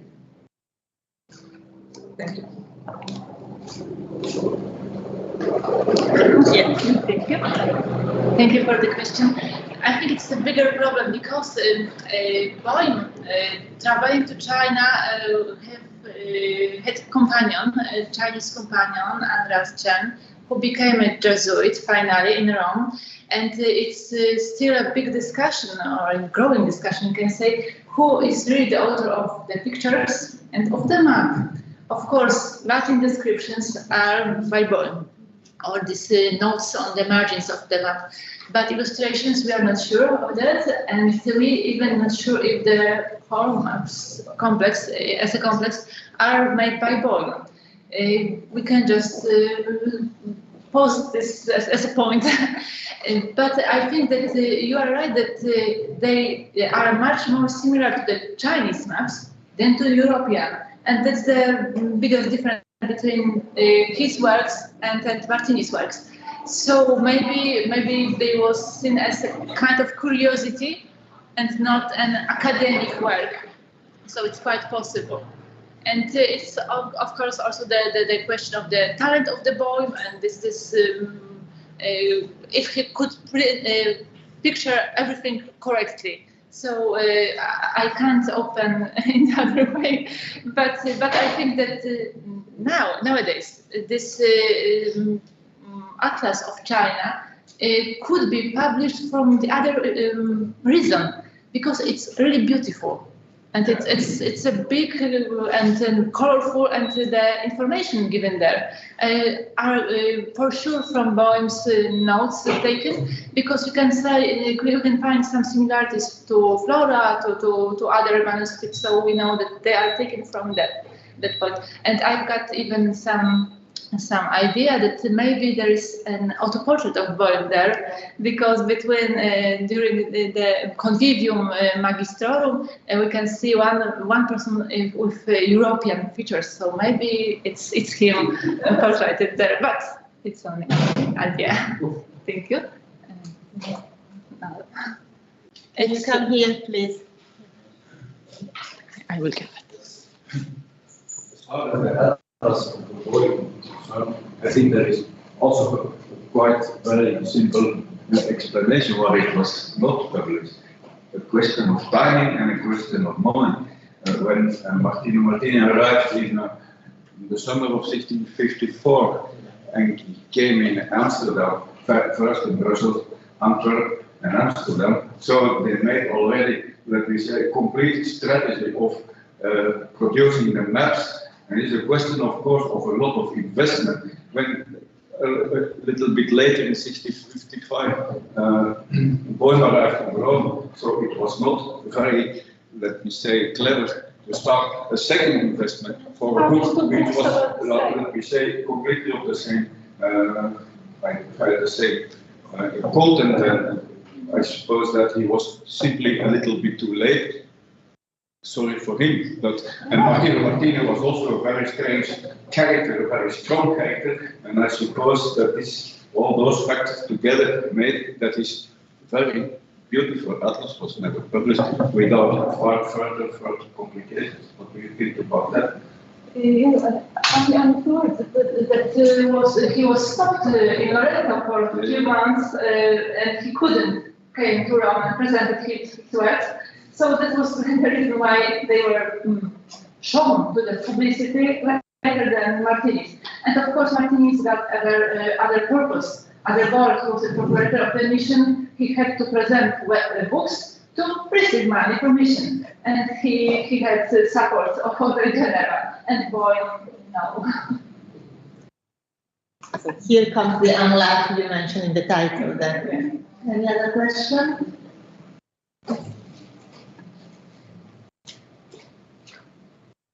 I have a final question perhaps for Arianna. Thank you very much for the very fascinating talk. I'm wondering whether there's any evidence of Jesuits commenting on the sort of philosophical system of Chinese medicine. I'm just thinking, if you, in the 17th century in Europe, you've got a preoccupation at this time with diseases like hypochondriacal melancholy, you know, it's the sort of era of the witch trials, and you've got Jesuits in Naples, for example, being, you know, very much exercised by, you know, new developments in iatrochemistry and, you know, some Galen, or, you know, could you drink chocolate to help your mental health? Do you find any sort of evidence of the Jesuits in China perhaps annotating some of these additions, you know, commenting on how they might be used for their own domestic purposes? Well, what I know is that they basically were interested on, for example, how to read the books, because that was kind of fascinating, and they thought that this kind of art was so accurate that it could be studied and also spread in Europe. For other things, they were more skeptical. For other things, for example, if you read what Jesuits were saying about the Chinese doctors, they were not so positive sometimes. So sometimes they were kind of diffident, and other times for this kind of reading, so to see a person and just through one looking can understand the disease, they were really fascinated. And for some kind of medical, for example, prescription, and for some kind of object, as we saw in Kierkegaard, the snake stone, they were really fascinated. So they were trying to reproduce, to find the object and to use it. And for example, also for Kierkegaard, he said that. For example, that's not connected with China, but more general from the Oriental mission. They say that the bones from mermaid, so from Syrian, if you eat the bones, so you have to smash the bones and then eat the bones.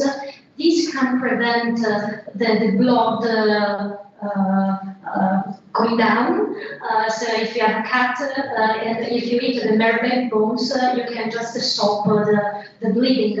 And the mermaid bones, in reality, they were, I don't know how to translate in English.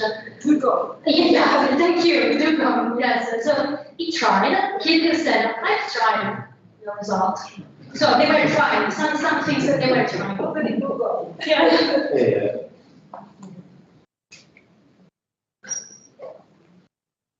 Thank you. Maybe we should stop here for the coffee break. Thank you so much also for this lively discussion.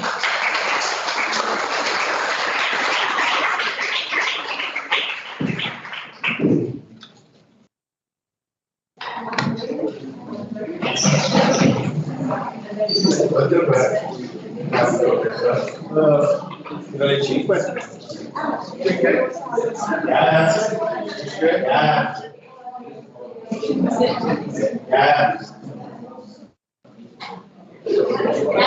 Yeah.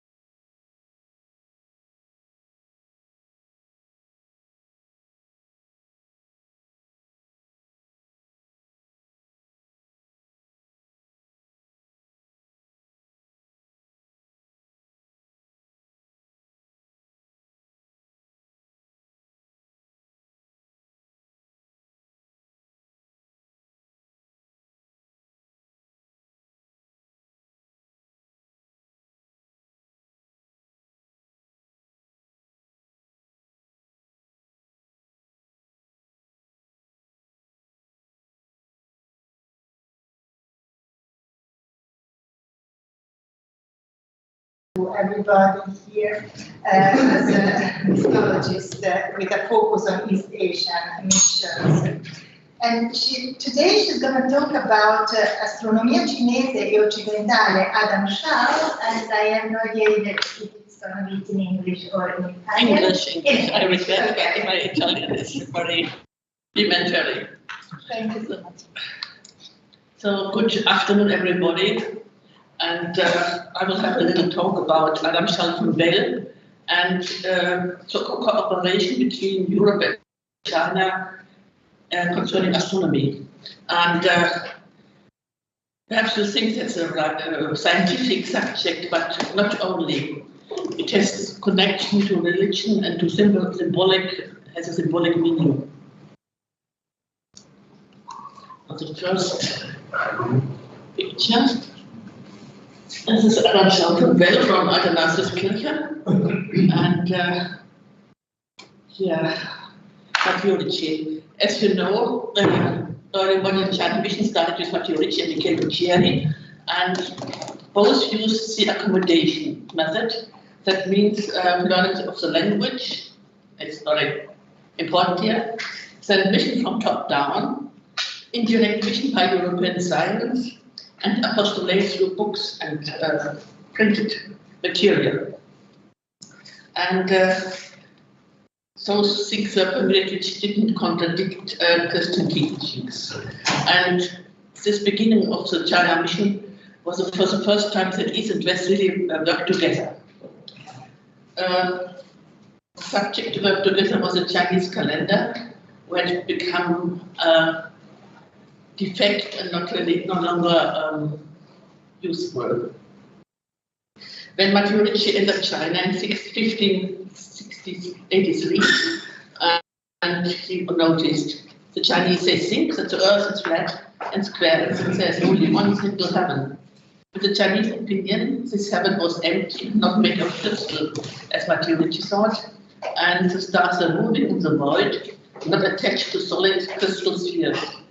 The Chinese think that between the spheres there's a vacuum instead of air. So that's Matthiorici's opinion about the Chinese concept of heaven, and it was perhaps not worse than European. And this gives a comparably exact idea of the two different world views in China and Europe. In China, the earth was considered to be flat and square, and heaven was like a canopy over the earth, like a turtle, with a picture of a turtle. That was one possibility. And in China, the cosmos was called Yuqiu, space in time. That means that the cosmos uses space under a roof, projection of the world, whereas Yuqiu means the time. In Greek, we know that's the word cosmos.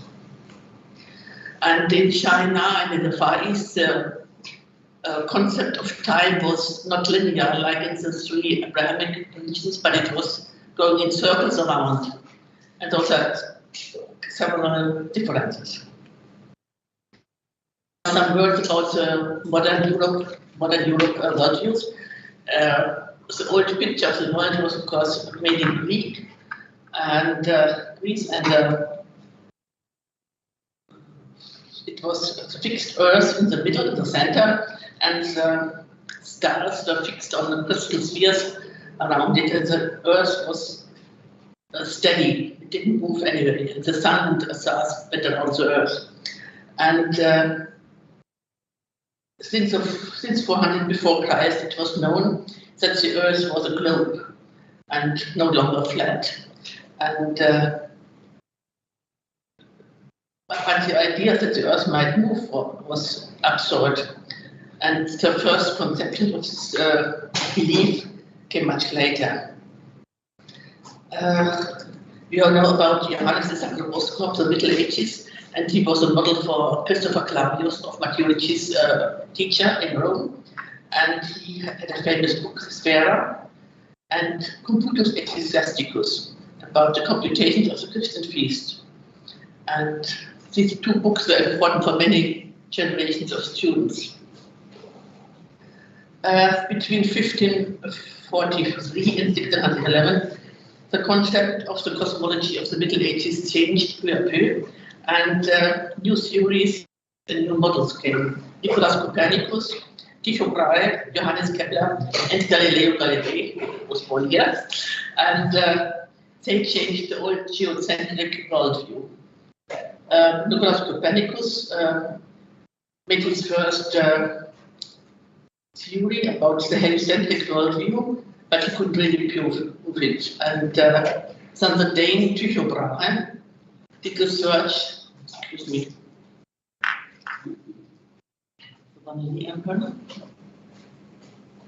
Middle Ages, so you see the worldview of the Middle Ages, the Earth in the middle, and then around the spheres with the crystal spheres with the stars.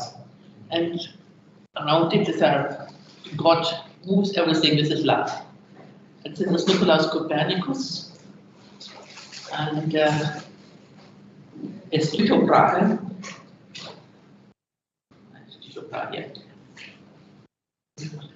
He was an independent, more or less independent Danish scholar and who worked on his island for the Danish kings and made horoscopes and could do what he wanted. And when his Danish king died, he went to Prague to the German Emperor Rudolf II and to have trained, but he died after 2 years. And his successor became Johannes Kepler.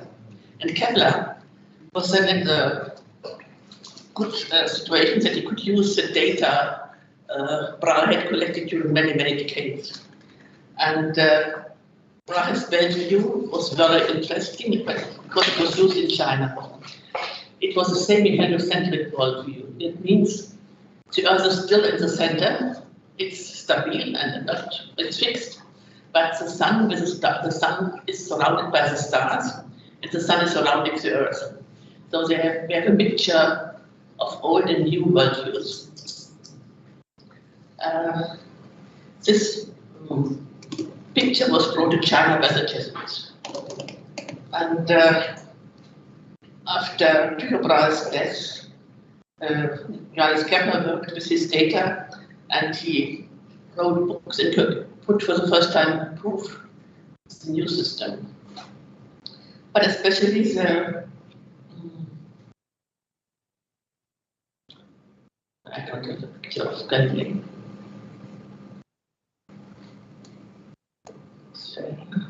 Galileo Galilei, he could use new instruments and make many proofs, and now the new world seemed to be much more proved, and it was possible to use it for computation, but not as a truth. And the church made it is not clear why there are some structures in the church which would like to work more with Galilei's thesis, but it wasn't possible. And at first, the Jesuits had close connections with Galilei, and also this was a huge reception as the Politico-Moralis, Christopher Claudius, but also the teacher was there, and Johann Adam Schalfenberg was also present as a young student. But then Galilei's theories were forbidden by the Catholic Church. And so we are going now to the Jesuits and science. Science played a very important role since the beginning of the Jesuit order, and there are many colleges we know, and Christopher Claudius from Bamberg made mathematics and science an important part of the Jesuit education, the Politico-moralis. And especially two of his books were brought to China, namely Ester Johannes II Foscari, you can see here, and his book on mathematics. And the next point, calendars. We have also a calendar reform in Europe, not only in China. And since this European calendar reform was a kind of start for the Chinese calendar reform, close together. And there were failures and deficiencies in the European calendar, and it was necessary now to have a new computation. And Pope Gregory XIII commissioned Christopher Claudius to organize a new calendar reform. And this was made in 1582. So you might think, why did the Pope need a calendar? You would think that a ruler, Pope, Emperor, or King would make no.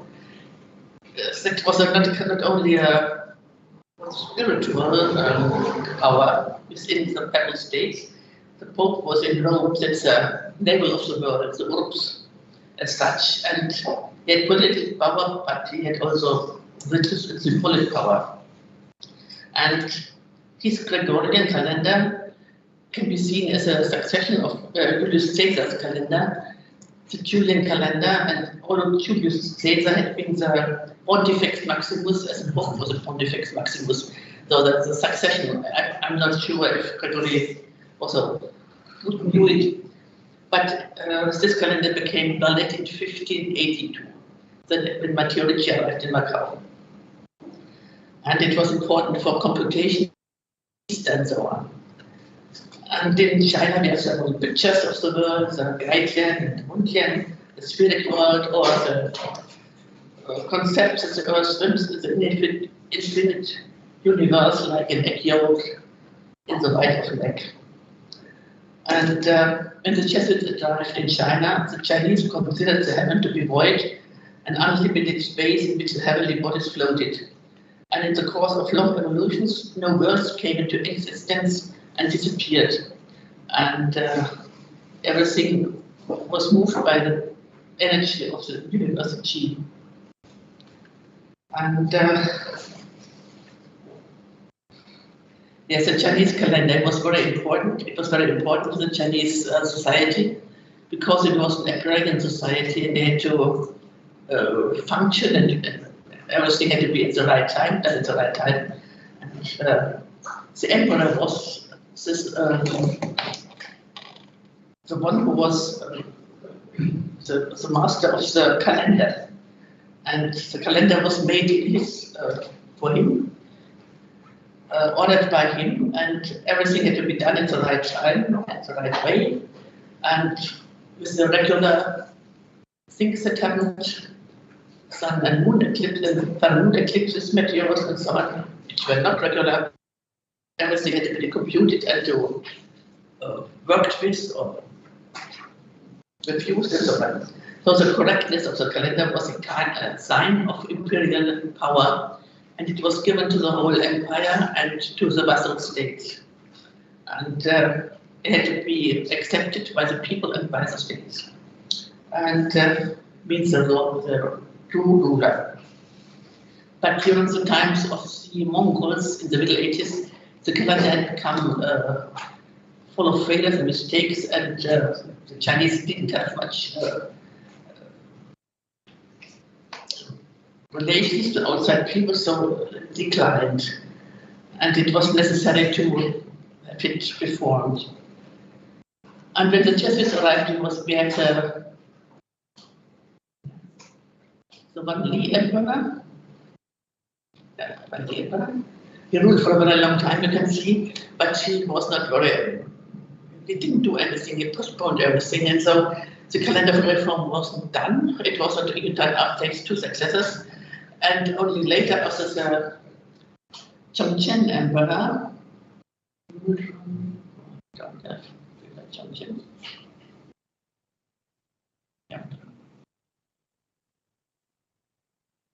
there were perhaps the hopes that the calendar reform would be done.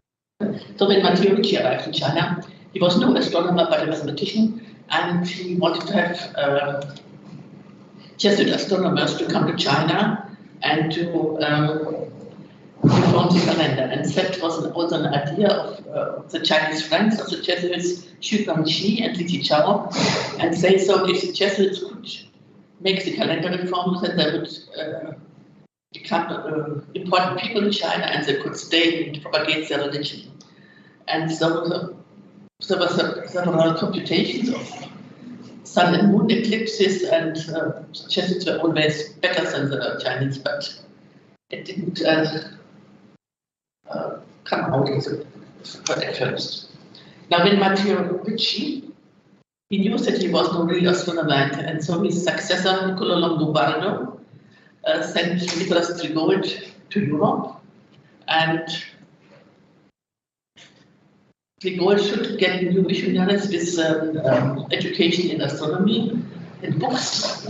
Noel Goller told us, and instruments and presents for venerates and so on. And Trigold was successful. He returned to China with several Jesuits, amongst them Johannes Schreck. And there was Giacomo, Menzel, Pantaleon Kierpitzer, Francisco Furtado, and finally Johann Michał Boym, who just had finished his studies in Rome, and so was permitted to go to China with the group. And but he couldn't join. He told during his tour through Europe. You can see Bianchi. After several attempts to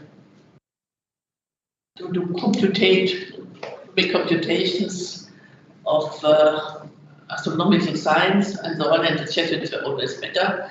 And then but the emperors didn't want to. Finally, under Chang Chen, they succeeded. And he permitted, in order to Xu Guangqi, to have a team consisting what he wanted, and Xu Guangqi had a team consisting of the European, of the Jesuits and of Chinese scholars who worked together for the first time for the calendar. And they started not only with a reform of the calendar, but with a collection of books and booklets on astronomical, mathematical, and so on subjects, which they collected and brought to the emperor. And this was a Chongqian issue. The calendar book of the Chongqian emperor. This was started in 1629, and it was more or less finished in 1634, the whole calendar reform. But we know that it was never set into power. It was postponed and postponed, people are doing. And at the end, the Ming dynasty declined, and the calendar was did not become valid. It was valid, but not valid. Yes, some words how this calendar reform worked. When the Jesuits, this group of astronomers, arrived in China, they prepared themselves with translation and so on, and they worked together. And Charles von Well at first was not in Beijing, it was in Jiangsu, was a missionary there, and but they exchanged their text and worked together. And Schreck was the star of the whole calendar reform. He was a famous physician and scientist already in Europe, and he had many connections with many people in Europe, scholars everywhere, François Piet, with Galilei, and so on and so on. And so he thought he should prepare for astronomy. And he asked his friend Galilei to help him. He wrote to him from China, but Galilei didn't answer. He was then already in disgrace for the church, and so he didn't want to answer. But the Jesuit network did function, and Schreck wrote to the mathematicians of Ingolstadt, that was the Jesuit university in southern Germany, and one of his Jesuits, Albert Kurz, knew Kepler very well, and he gave the whole letter of talents to Kepler. And Kepler was very pleased that he was asked from China, and he made publication of this letter and sent his Tabulae Rudolphinae to China, but they arrived too late. It took 4 years, one way to China or back to 4 years. But at least the Jesuits had contact to Kepler. But bad luck, Schreck died already in 1630. And Xu Guangqi died 3 years later in 1633. So the whole calendar team was now under Johann Michał Boym, and he was the responsible one for the whole calendar reform and for the Chongqian issue. And what can we say about Charles von Belle? He was born into a patrician family in Colonia, and as a younger son, and he was sent to Rome, very glad still, and joined the Jesuits in 1611, the same year, when Schwedt also joined them. And he was an expert in astronomy, so he could accompany the Gold to China. And so he finished the calendar reform, but it was also the end of the Ming Dynasty. As everybody knows, perhaps not, in 1644, the Ming Dynasty ended by the conquest of the Manchus, coming from the north, and there were several other events in China, rebels everywhere in Sichuan, and one rebel conquered Beijing, and Charles was desperate, he didn't know if the mission would survive, and if he should continue with his astronomical studies, but then everything burned around him, only the wooden printing presses for the astronomical table survived, and so he took it as an omen from heaven and continued. And when the Manchu had conquered Beijing and a great part of China, he was summoned to the Dorgon, who was one of the Manchu rulers, and he submitted his Zhongzhen Li Shu, because also the Manchu needed a correct calendar for their rule. And Charles was so stupid, he changed the title of the calendar. It became this title became new collections of Western astronomical texts. And Charles was at once became director of the Censorship of the Astronomical Bureau, which belonged to the Tribunal of Rights. And there was now the problem, because Jesuits are not permitted to take offices with power, and this bureau without power, and Charles was permitted to work there because it was good for the mission. The official permission from the Jesuit order. And this helped the Jesuits to have close ties to the court. It's a kind of network. It was important for the mission. And it converts and to have Jesuit missionaries in the whole of China. But it was not without conflicts. Two of his brethren, Bouillon and Magnani, had been captured by the rebel and had to serve him, and they were only saved because they knew Charles, but they were then jealous because he was honored in Beijing. He was a director of the office, and they had kept under house arrest, and so they worked against him, and Charles became suspicious against everybody who approached him. And but this was finally decided by Pope Alexander VII in 1664, that Charles and the Jesuits could accept high offices for the best of the mission, and against his brethren. Now, after the early death of the Chunqi Emperor, the Kangxi Emperor was still during his minority, and for rulers, Manchu princes ruled for him, and that was used by a Confucian scholar, Yang Guangxian, and he made several attacks against Charles and the European astronomy. It didn't like that the foreigner had the office, and then he reproached Charles that it had made bad feng shui. That means one of the little princes, sons of the emperor, died, and he had chosen the wrong date for the burial. That had caused the death of the Chunqi Emperor and also loss of the empress. But it was not Charles' fault, and he was accused. It was a big calendar case, it was famous. And but at the end, everybody was saved in Charles. There were some omens sent by heaven. I don't know how much, in which extent they were true. There were an eclipse, an earthquake in Beijing fired the palace, the meteor, and the Empress Dowager intervened, and finally Charles and his president were released. Charles, young Romichien, for some time had Charles' position, but he could not fulfill it. There was no astronomer, had no idea about it. He made many faults, and when the young Bianchi overtook the rule, Ferdinand Verbies, Charles' assistant,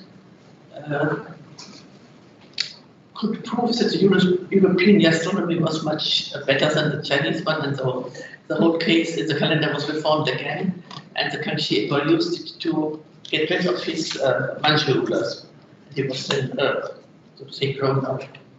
And Charles at the end received, was rehabilitated and received official burial in Beijing. Content of the 25 minutes, okay. That's short idea. The many texts.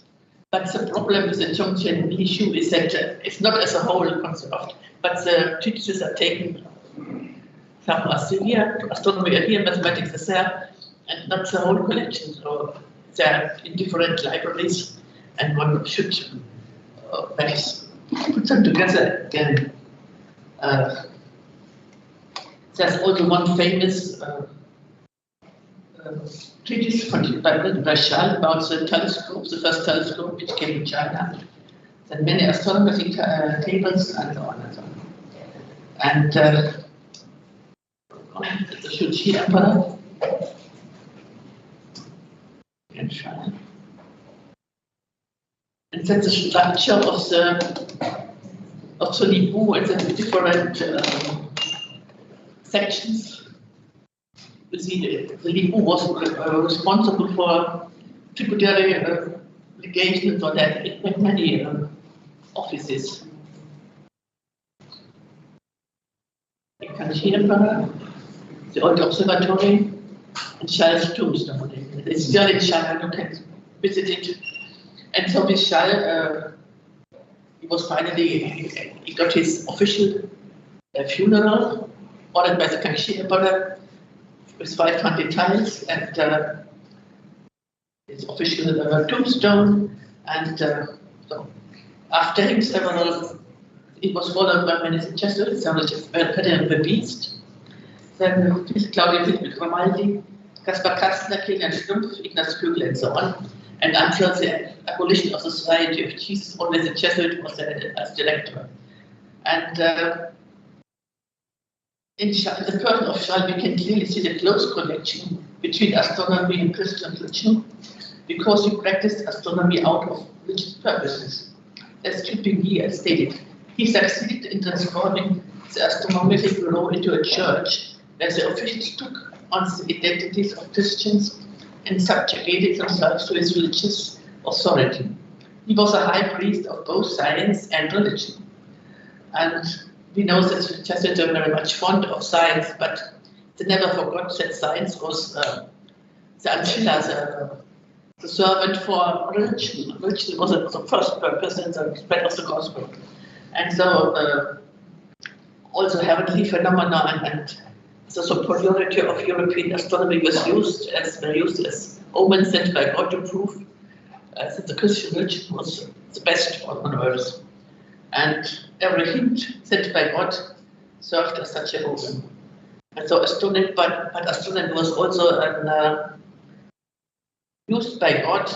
He had the stars on heaven, and it was like a book given to people to see his divine will and his divine power. Oh, thank you. Thank you so much.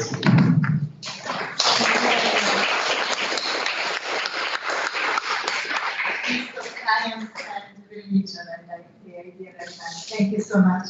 Now, I would like to call now the two youngest scholars, students actually presenting here today. I have to switch the presentation of Sara Procaccini and Antonella Napolitano because I know one of you has to leave soon. And we begin with Sara Procaccini from the University. No? Okay, sorry. With Antonella Napolitano, with the one that has to leave. at Scientia University, a graduate student who's gonna introduce the, are you going to talk in Italian or in English? In Italian, who's gonna to introduce the lettere latine di Gaetano Su, allievo del Collegio dei Cinesi.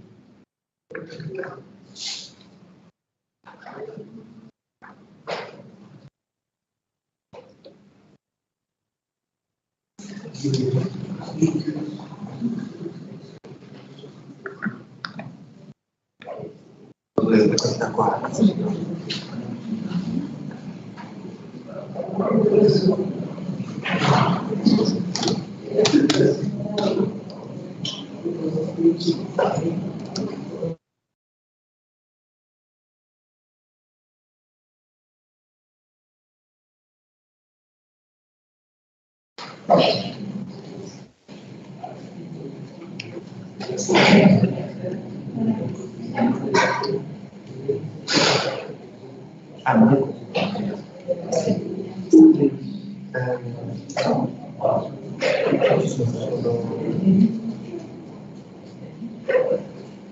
Io sono procrastinatore. No, però che la lettura non è bella.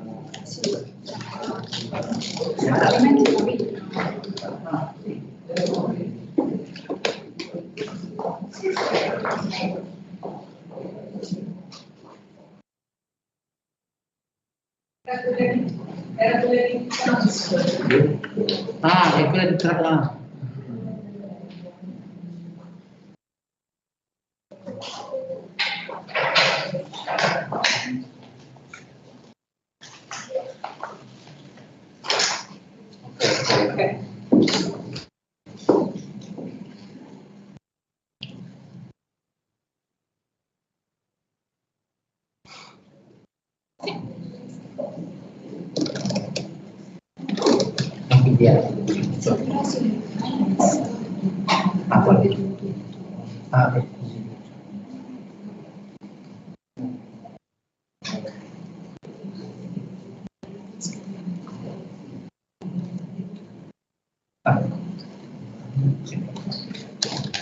Date la parola allora, ai 15 minuti. Buonasera, e vorrei ringraziare innanzitutto l'Università di Pisa, la professoressa Chiara Tommasi e il professor Balbo per questa opportunità, in particolare per aver avuto accesso all'archivio di Napoli, e in particolare vorrei ringraziare anche la professoressa Paternico, che purtroppo non è presente, e il professor Michele Fatica per avermi aiutata in questa ricerca. E, infatti ci siamo recati insieme all'archivio di Napoli dell'Orientale alla ricerca di testi latini da far confluire all'interno del progetto SERICA. La scelta è ricaduta su 7 lettere in latino di uno degli allievi che ha animato il Collegio dei Cinesi di Napoli, Gaetano Su. Prima di parlare però di questo protagonista, è doveroso accennare alla fondazione del Collegio dei Cinesi di Napoli e al suo fondatore Matteo Riva, la cui vita si può ricostruire a partire dal contributo archivistico e dalle vastissime documentazioni del professor Adolfo Tamburello, Giacomo Di Fiore e Michele Fatica. Matteo Riva era originario di Eboli e dopo una conversione avvenuta nel 1700 divenne sacerdote nel 1705. Padre Torres ben presto gli comunicò di dover partire per la Cina, in quanto il Papa Clemente XI l'aveva pregato di organizzare, di mettere insieme una spedizione da inviare in Cina. E infatti nell'ottobre del 1707 Matteo Riva inizia il suo viaggio per la Cina e fa parte di una spedizione di missionari che avevano il compito di consegnare la berretta cardinalizia al pontificio Carlo Maillard de Tournon, che aveva il compito di riportare la pace tra i missionari e di instaurare un dialogo con l'imperatore. Dopo mesi di navigazione Matteo Riva arriva finalmente in Cina e diventa inizialmente pittore presso la corte e poi incistore di rame. La vita di corte però gli stava stretta, in quanto il suo progetto era un altro, quello cioè di istruire, di fondare un collegio di missionari cinesi con il compito di rientrare in Cina una volta essere stati istruiti al collegio di Napoli per evangelizzare il popolo. E nel 1715 però il Papa Clemente XI promulgava l'ex Latie, con cui decretava l'inaccettabilità dei riti cinesi, dei riti confuciani. Venne inviata quindi una seconda applicazione, quella di Carlo Mezzabarba del 1720, anche questa destinata ad essere fallimentare. La tensione tra i missionari di propaganda fide e le compagnie di Gesù divenne sempre più tesa. Infatti l'imperatore Kanzi non accettò le condizioni della Santa Sede e Matteo Ripa fu costretto a lasciare ben presto la corte. Con la morte di Kanzi, avvenuta il 20 dicembre del 1722, Ripa riuscì ad ottenere dopo circa un anno il permesso di lasciare la Cina e rientrare a Napoli per motivi di lutto familiare. Partì quindi nel 1724 da Canton, portando con sé 4 giovani cinesi. Uno sarebbe stato il loro maestro di lingua e questi avrebbero poi fondato il Collegio dei Cinesi di Napoli. Infatti nel 1732, dopo diverse difficoltà, finalmente il Papa, con un breve apostolico, il Nuper Pro, riconosceva proprio la fondazione di questo collegio che aveva il compito di educare gli allievi alla lingua cinese e all'esaltazione della croce di Gesù Cristo nelle missioni orientali. Questo collegio aveva poi sede presso il Colle Capodimonte, da un edificio che era stato acquistato da Riva dagli olivitani. Passiamo ora alla vita di Gaetano Xu. Gaetano Xu era conosciuto in Cina con il nome di Xu Gaetano o Xu Gaetan. Era nato probabilmente il 1 gennaio del 1748 a Guangzhou, nell'attuale provincia del Gansu, e dopo essersi dedicato alla medicina sfigmica cinese, diventa segretario del padre Vitalis Po, che era missionario dello Shanxi e dello Shaanxi di Napoli, per essere iniziato al sacerdozio. Il suo soggiorno a Napoli fu di breve durata, soltanto dal 1773 al 1778. Qui vorrei precisare una curiosità per Arianna. Egli in realtà si era dedicato a questa medicina sfigmica e molto probabilmente entrò in contatto con un medico cinese, italiano, napoletano, Domenico Cirillo, che poi per cui scrisse il Tractatus de Cursibus. Nel 1776 fu poi reclamato di nuovo in Cina per delle vicende familiari, in quanto gli avevano presentato una giovane cinese da prendere in moglie, però lui comunque continua la strada del sacerdozio, finché nel 1778 era sbarcato a Canton e qui il vicariato apostolico Antonio Maria Sacconi, che stava sostituendo il vicario del Ponenze Natania in Purga, gli aveva promesso una ordinazione sacerdotale che avvenne infatti il 23 marzo del 1782 e gli dà inoltre la Tartaria come zona di evangelizzazione. Nel 1784, un periodo molto particolare in Cina, continuano in realtà le persecuzioni contro i cristiani e infatti al 4 dicembre del 1787 risale una lettera del giovane Gaetano Xu che dice al superiore del collegio che era stato arrestato presso la città di Datong per non essersi piegato all'apostasia, bastonato, torturato ed era stato marchiato con la parola Taisien, che significa spedito oltre i confini e mandato in esilio a Yi, una zona remota del nord-ovest della Cina. Per però capire cosa successe negli anni ai missionari cinesi è importante anche parlare della grande persecuzione del 1784-85, conosciuta in cinese come Tianlong Ciao-Da-Jia-An. I primi anni dell'epoca Qing videro un'espansione del cristianesimo, in particolare una diversificazione degli ordini missionari. Le persecuzioni contro i gesuiti si aprirono soltanto con la salita al trono di Kanzi, infatti frutto dell'inculturazione fu l'editto di tolleranza che del 1692, ma gli anni di Kanzi, come abbiamo visto prima, erano stati caratterizzati anche dalla questione dei riti e dalle due legazioni. Poi nel 1725 le pressioni contro la Chiesa divennero ancora più insistenti e molti missionari di Pechino furono allontanati. consigliando sia i beni gli estesi ai confini dell'impero e coloro che lo accerchiavano erano contro il cattolicesimo, e il numero dei missionari che lavorava a corte diminuì drasticamente, tanto che l'imperatore, preoccupato, nel 1778 emanò un decreto con il quale ordinava al governatore generale di reclutare dei missionari pronti a servire a corte. E tra questi missionari, proprio nel 1782, l'Europa, vincolata da questo periodo prospero, inviò un gran numero di missionari, in particolare 4 francescani furono i protagonisti di questa persecuzione, in quanto, secondo la ricostruzione, incaricato padre Pedro Zai del trasferimento di questi 4 missionari nello Shanxi, ben presto si diffuse la notizia che erano appunto entrati degli europei nei territori interni della Cina. Ad aggravare le preoccupazioni dell'imperatore vi era il fatto che c'era proprio contemporaneamente una rivolta di musulmani che preoccupava l'impero. Il fatto era che la religione musulmana veniva spesso associata a quella cristiana, quindi quando questi missionari furono catturati nel 1784, il 27 di agosto, si preferì credere che essi erano in combutta con i musulmani. Quindi l'imperatore emanò il 4 ottobre del 1784 un editto volto a bloccare l'entrata dei missionari europei in Cina, e in un secondo momento, quando si rese conto che anche molti missionari cinesi si erano convertiti al cattolicesimo, proibì ufficialmente il sacerdozio in Cina e il titolo di Shanfu. La ricerca dei missionari interessava soprattutto le province, in particolare quella dello Shanxi, dove vennero catturati il giovane Gaetano Xu e Filippo Liu, anch'egli allievo del collegio dei cinesi di Napoli, e condannati con un decreto del 27 febbraio del 1785 alla schiavitù eterna a Li.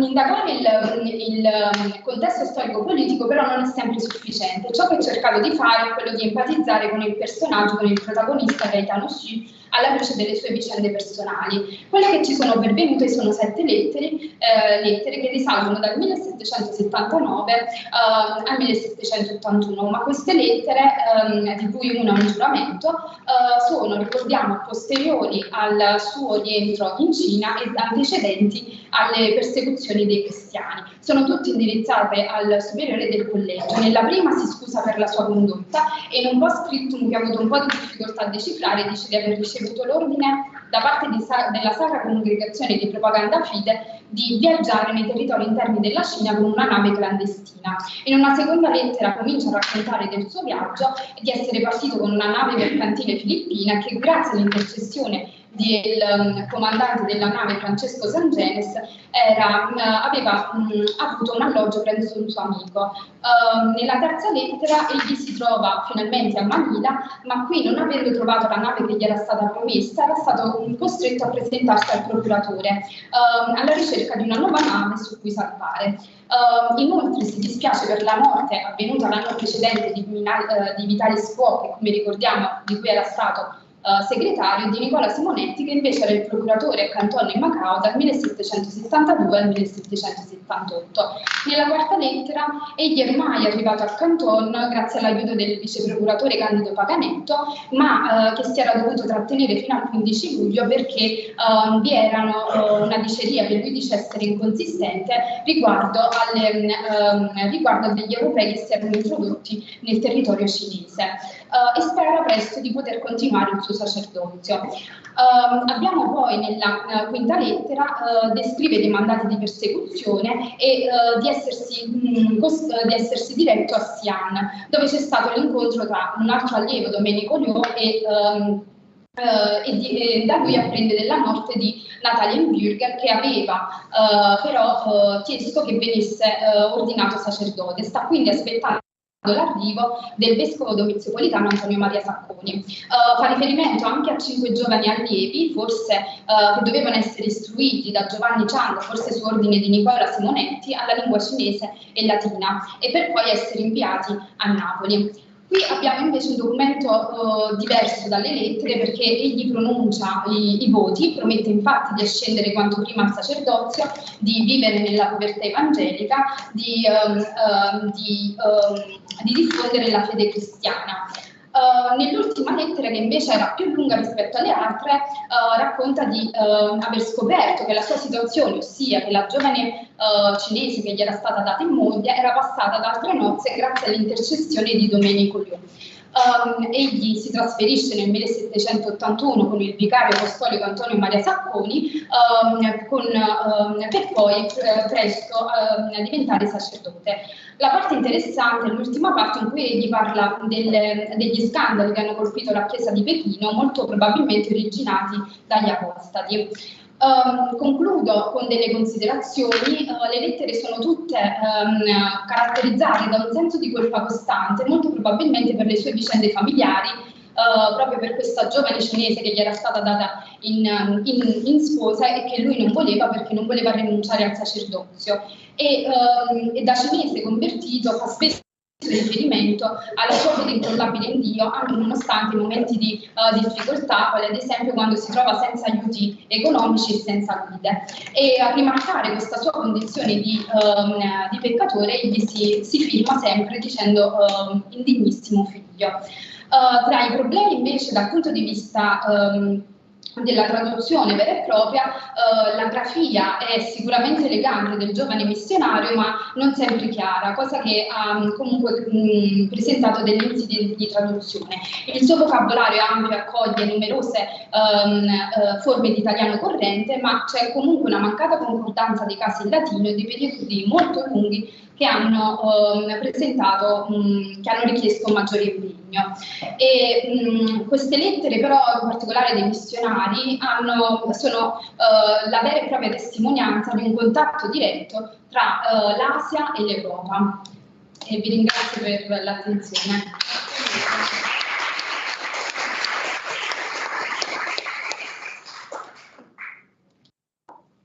Grazie molto, davvero molto appassionante. Dunque chiamerei adesso. No, penso che tocchi all'altra ragazza, giusto? Chiamo adesso Sara Procaccini dell'Università di Napoli, che ci parlerà di. Dobbiamo prima trovare il PowerPoint, qualcuno ci aiuta? Non so dove si chiama.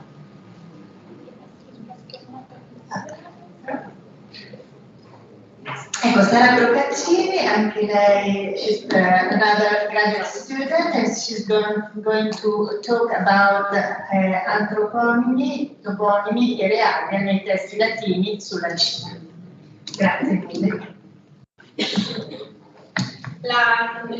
Vorrei innanzitutto ringraziare il professor Bago e la professoressa Tomasi per questa opportunità, e anche la professoressa Paternicò, che non è oggi presente, però mi ha aiutato soprattutto nell'identificazione anche delle trascrizioni fonetiche contenute nei testi latini sulla Cina, compilati appunto o in Cina o in Europa da missionari tra il XVI e il XVIII secolo. Inizierò con un breve riepilogo di quelli che sono stati i maggiori sistemi di scrittura a base fonetica sviluppati in particolare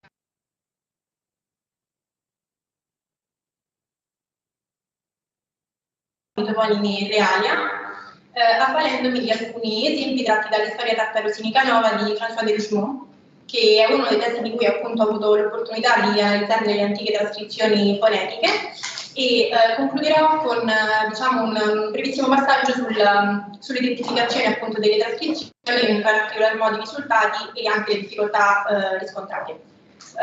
Quindi possiamo appunto affermare che l'ipotesi dell'impiego di sistemi di scrittura a base fonetica per la notazione scritta della lingua cinese si pose in Cina con l'arrivo dei primi missionari gesuiti tra la fine del XVI e l'inizio del XVII secolo. Tali sistemi erano basati sulle lingue maggiormente in uso tra i membri della missione, come ad esempio il portoghese, lo spagnolo, il francese e l'italiano. Come ovviamente sappiamo, il primo fra tutti fu Matteo Ricci, il quale si fece promotore di due sistemi di romanizzazione. Il primo, noto come Ricci's Romanization System, basato essenzialmente sull'ortografia della lingua italiana del XVI secolo, influenzata in parte da quella portoghese, e successivamente in collaborazione con il confratello Cattaneo si fece promotore di un secondo sistema di romanizzazione, noto come il Ricci's Romanization System, in cui l'ortografia italiana venne sostituita a favore appunto di quella portoghese, che tutta probabilità era la lingua maggiormente in uso tra i membri della missione. Tale sistema rimase in utilizzo anche dopo il 1626, anno della pubblicazione del Schwarmuz di Nicolas Trigot, che nonostante avrebbe potuto segnare un cambiamento consistente nella storia delle romanizzazioni, non ebbe comunque la fortuna di assurgere al grado di standard. Per cui il sistema, appunto il secondo sistema implementato da Ricci, subì una serie di modifiche che generarono per lo più delle varianti personali, come ad esempio testimoniano le romanizzazioni di Martino Martini, in cui la differenza sostanziale giace in una variazione della grafia di riferimento, ma anche in una differente tipologia dei lavori interessati. Quindi se magari ad esempio pensiamo alla grammatica, in cui ovviamente la natura didattica e linguistica prevedeva comunque l'utilizzo di un sistema di romanizzazione che facesse maggiore attenzione alla precisione cronologica. A seguito del 1664 e quindi delle accuse mosse da Jan Guanzien nei confronti del tedesco Charles Bella, i gesuiti furono appunto relegati a Canton. Tale periodo di convivenza forzata risultò in una standardizzazione del sistema di romanizzazione ed infatti il sistema utilizzato dalla maggior parte dei gesuiti del Padroado a partire dalla seconda metà del XVII secolo mostra una maturità più consolidata dello standard portoghese. Come dicevo precedentemente, trarrò gli esempi su toponimi, antroponimi e realia appunto dall'istoria tartaro-sinica nuova di François Deug-Su, pubblicata a Lovanio nella sua versione latina originale nel 1673. L'opera è divisa appunto in 3 parti e narra delle vicende che portarono alla conquista mancese, nonché della persecuzione appunto perpetuata dai danni dei missionari gesuiti. Da un punto di vista prettamente linguistico, l'opera originale è scritta appunto in latino, a testimonianza di quanto comunque l'educazione umanistica avesse influenzato la personalità dei gesuiti del tempo. Le romanizzazioni consistono essenzialmente di toponimi, antroponimi e realia. Per quanto riguarda i toponimi, diciamo in generale, nei vari testi analizzati, questi potevano o essere introdotti da preposizioni latine, come ad esempio in Quanceu, ex Quanceu, e quindi a Quangiò, da Quangiò, oppure trovarsi in combinazione asintetica con un sostantivo, ad esempio provincia Fokien, province Chiamsi. Nello specifico, nell'istoria tartaro-sinica nuova sono presenti 233 toponimi, di cui 87 presentano le marche per i toni, come ad esempio Loan, 22 non presentano invece le marche per i toni, come ad esempio Shantum, quindi la trascrizione fonetica Shantum, 124 toponimi presentano un elevato grado di integrazione al testo, essendo declinati per casi secondo appunto le regole di accordo vigenti per i sostantivi latini. Alcuni esempi sono ad esempio Nanchinensis, Pedini, Quantoniensium. Questo perché tendenzialmente l'istoria tartaro-sinica nuova è appunto un testo di natura storico-geografica e quindi con un intento prettamente divulgativo, in cui diciamo, la romanizzazione probabilmente non aveva la necessità di esprimere appunto quelle distinzioni, come ad esempio la dazione delle aspirate e dei toni delle parole cinesi presenti appunto nel testo. Per quanto riguarda gli antroponimi, nell'istoria tartaro-sinica nuova consistono essenzialmente di nomi propri, come ad esempio Yang Guanxian, nomi del periodo dell'imperatore, come ad esempio Wan Li e Shunzhi, e titoli appellativi come ad esempio Quesime, quindi Quosin o Quosimire. Come nel caso di toponimi, anche gli antroponimi possono essere declinati per casi, quindi declinati all'uso latino, come ad esempio Cincilungum, la cui trascrizione fonetica è quindi Giangellum, oppure possono essere completi dei toni, come ad esempio Litinque, la cui trascrizione è quindi Litinquo, o Sunkovam, la cui trascrizione è quindi Sunkovam. In alcuni casi dell'istoria tartaro-sinica nuova, come ad esempio i 2 appena citati, gli antroponimi presentano i toni soltanto in corrispondenza della prima occorrenza nel testo, mentre ad esempio nelle occorrenze successive vengono declinati appunto all'uso latino. Ad esempio Litinque potrebbe diventare ad esempio Litinqueio, mentre Suncovam potrebbe diventare ad esempio Suncovamus.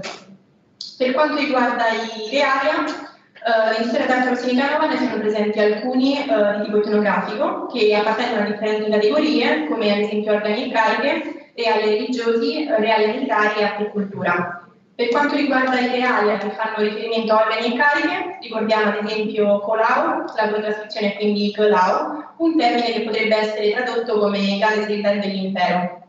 Un altro esempio, Cham, la cui trascrizione è quindi Han o Khan, un titolo nobiliare di origine asiatico-artaica che potrebbe essere tradotto come grande principe, sovrano monarca. Un altro esempio è Sanfasu, quindi Sanfas, il nome collettivo dei 3 organi giudiziari centrali della Cina imperiale. Per quanto riguarda i reali religiosi, si ricorda ad esempio l'Anna, e quindi il titolo onorifico che designa la guida spirituale della tradizione buddista tibetana, oppure Fu, e quindi appunto il Buddha. Tra i reali militari abbiamo ad esempio Hushan, un termine militare che fa riferimento al sistema delle 8 bandiere, un sistema in cui vennero suddivise appunto le famiglie Manciù dopo la riunificazione, e strutturò l'organizzazione politica e sociale appunto dell'intera società. Con il termine Hushan si indicava con molta probabilità una bandiera. Per quanto riguarda invece i reali che fanno riferimento all'arte e alla cultura, abbiamo ad esempio lo Yichuan, che mi è stato possibile identificare anche grazie alla descrizione che Giovanni Francesco Gemelli presenta nella parte quarta del Giro del Mondo, dove a pagina 315 le descrive come barche che portano la corte abiti, pezzi o drappi di seta, dove lo Yi significa appunto abiti del dragone, in quanto la veste che usava l'imperatore doveva essere adornata con figure appunto di draghi che potevano essere ricamate o dipinte.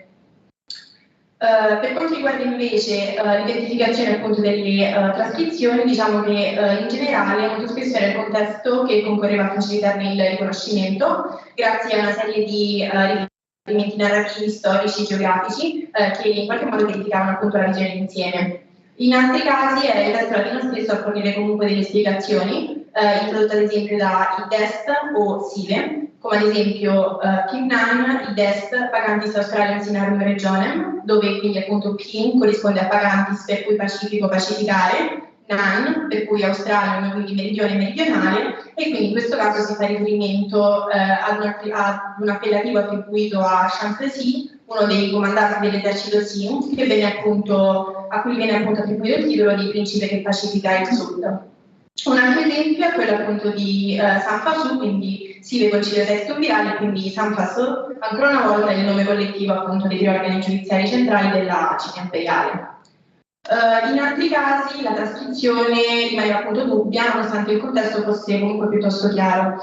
Ad esempio ho riscontrato delle difficoltà nell'identificazione della trascrizione di Fasumbam, che è presente appunto in questo passaggio dell'Itera da Carosinica Nova, in cui appunto si narra dell'arrivo dei confratelli Gabriele De Magales e Ludovico Buglio a Pechino, dopo un periodo di prigionia nel Sichuan, una provincia che era stata presa di mira all'indomani della caduta della dinastia Ming dal ribelle Jiang Zhezhong, che volle appunto magari seguire al suo servizio avendo saputo delle conoscenze in ambito astronomico e matematico dei 2 confratelli.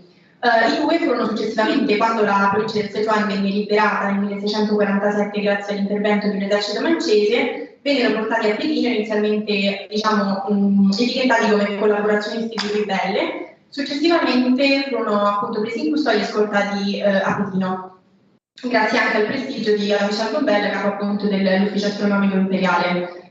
Quindi partendo appunto per l'identificazione di questa trascrizione sono quindi partita dal testo, in cui possiamo leggere appunto che fu il frate dell'imperatore Ismail, quindi il fratello maggiore dell'imperatore, appunto Fasumbam, a scortare i 2 confratelli appunto a Pechino dall'occupata provincia del Sichuan. Sappiamo quindi che all'epoca dei fatti l'imperatore era l'imperatore Shunzhi e che il fratello maggiore dell'imperatore era appunto il principe Hao, il quale, secondo alcune ricerche, nel 1638 ricevette da suo padre, l'imperatore Fontaisi, il titolo di principe del primo rango, uno dei 12 titoli di nobiltà principesca, e quindi ho immaginato potesse appunto trattarsi di un'abbreviazione di questo titolo. La trascrizione appunto in cinese sarebbe Su Fa Fan Xin Wang. Ricordando inoltre che la fonte da cui ho trascritto è una fonte a stampa e che quindi la S di Sumbam potrebbe in realtà essere una F, ho immaginato quindi potesse trattarsi di un'abbreviazione di questo titolo e la trascrizione sarebbe quindi Fa Fan Wang. Ovviamente si tratta di una supposizione, anche perché non sono riuscita a riscontrare in altri testi la presenza di questo appellativo di riferimento appunto al principe Hao, che nonostante ciò comunque sarebbe in linea con la narrazione presente anche in altre fonti occidentali, che vedono appunto proprio il principe Hao al comando di quell'esercito che appunto liberò la provincia del Sichuan. Concludendo, possiamo per l'appunto affermare in generale che toponimi, antroponimi e realia si distinguono per un differente grado di precisione cronologica, quindi se presentano o meno le marche peritoni, e un differente grado di integrazione al testo, quindi se sono distinti dal contesto, se sono declinati appunto per casi secondo le regole di accordo vigenti per i sostantivi dativi. In questo caso si potrebbe ad esempio pensare ad una ricezione dell'elemento cinese in un contesto linguistico europeo, dal momento che ogni qualvolta l'elemento cinese viene declinato appunto all'uso latino, perde quelle che sono le sue caratteristiche distintive e quindi come ad esempio le aspirate ed i toni. Ovviamente questo dipende soprattutto dalla tipologia dei lavori interessati. Come dicevo precedentemente, essendo la maggior parte dei lavori di cui mi sono occupata di natura storico-geografica, quindi principalmente con intento divulgativo, diciamo in una certa misura ci si limitava a dar conto della pronuncia delle parole occorrenti appunto del testo, tralasciando in qualche modo il rigore cronologico.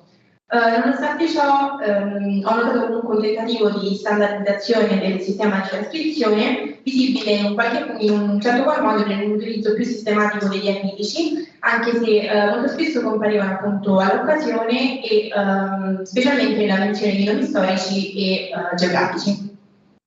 Vi ringrazio per l'attenzione.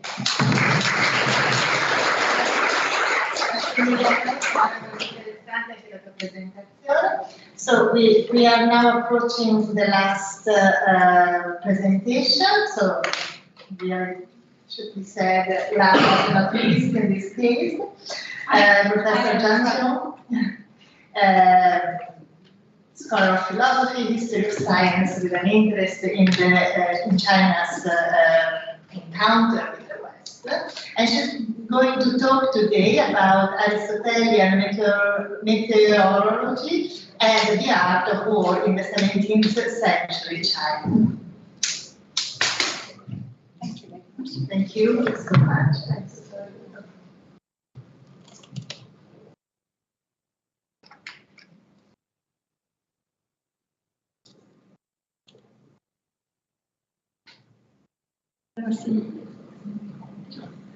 Because I'm not familiar with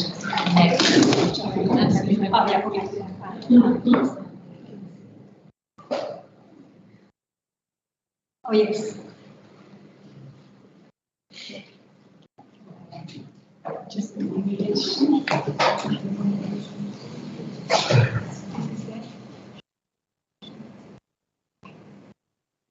work. Doesn't work. No. And I pushed it here. Thank you so much, please. Thank you. Well, I was trying to amuse you. And with the cake in my hand, do I look like a Zen master? But I have some use for it.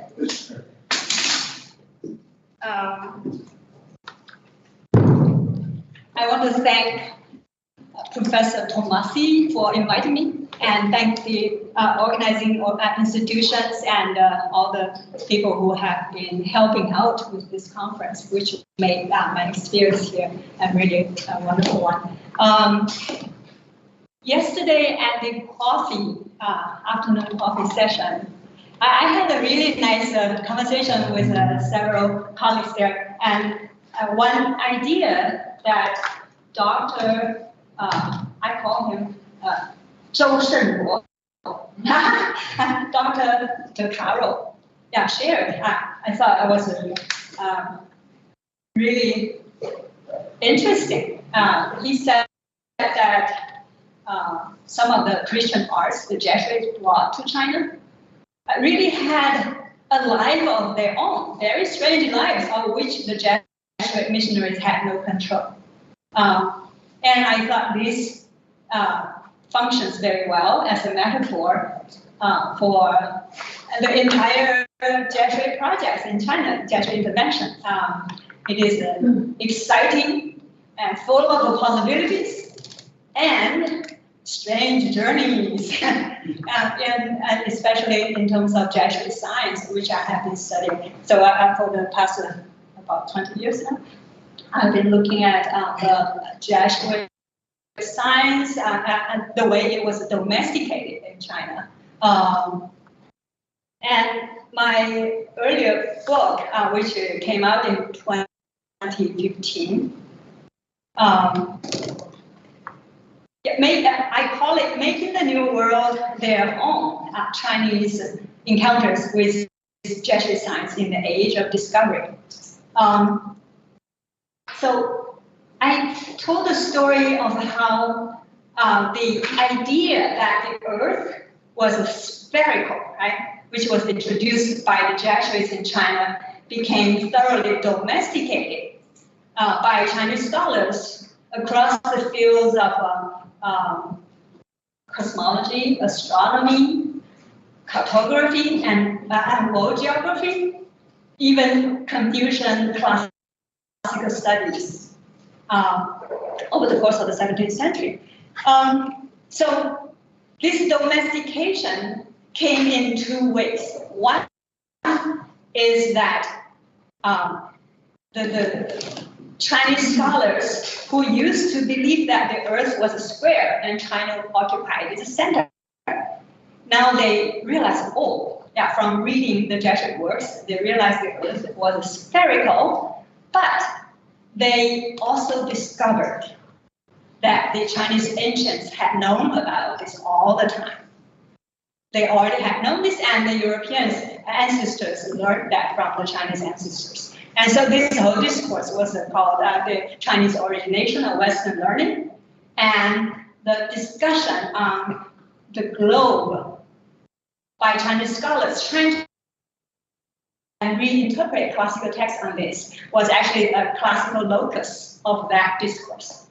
So they really made this new vision of a spherical Earth, right, their own, by owning it. That's one domestication. The second one is a more interesting one, which takes place at a conceptual level. So here I have a quote by Mei Wendi, who was a leading scholar of mathematics and Jesuit science, and he offered in the form of a fake conversation an elaboration of what the Earth is like. What kind of globe is it? Now the Jesuit idea is, as a globe, you don't have a center. But he said, just like human beings, the head is round, yeah, but you have a face and you have a back, and China happens to be on the face. Yeah. Anyway, he has a very interesting twists and turns on this notion.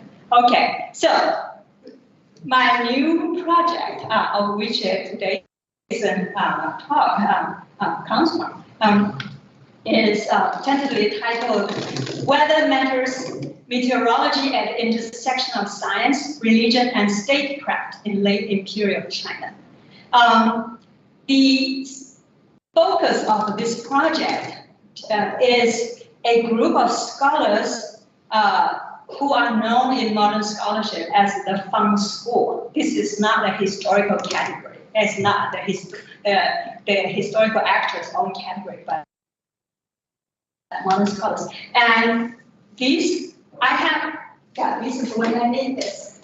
This is the Fang School, but I have another name on top of this, who is like the father, the fountainhead of the ideas that was developed by the Fang School. And he is Xiong Mingyu. And Fang School, the central figure, the authority, the teacher is Fang Yichi. And he was an heir to a very prominent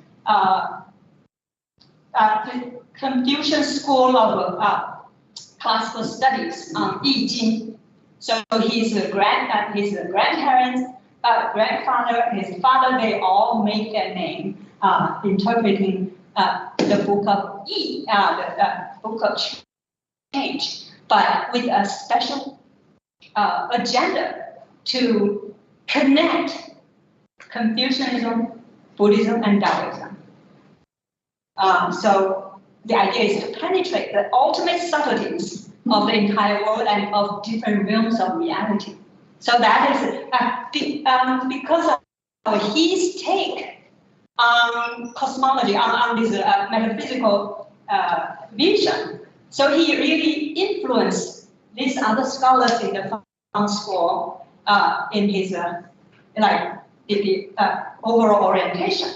Another idea that he influenced these scholars with is his critical understanding, a critical approach to the Jesuit learning. So indeed, he would say, and all these members of the Fang school agreed that the Jesuit science was more precise at a lot of things. That they are precise at measuring the mechanisms of the world. But Fang would say they are obtuse at understanding the subtleties of the universe. So, in other words, as an heir to a E-school, E-studies, and their mission is to really to advance Western learning and bring it to some higher level. So that's quite different. Like the Jesuits thought they were upgrading Chinese learning, but the Chinese didn't think, they are just there to learn. They had something to do.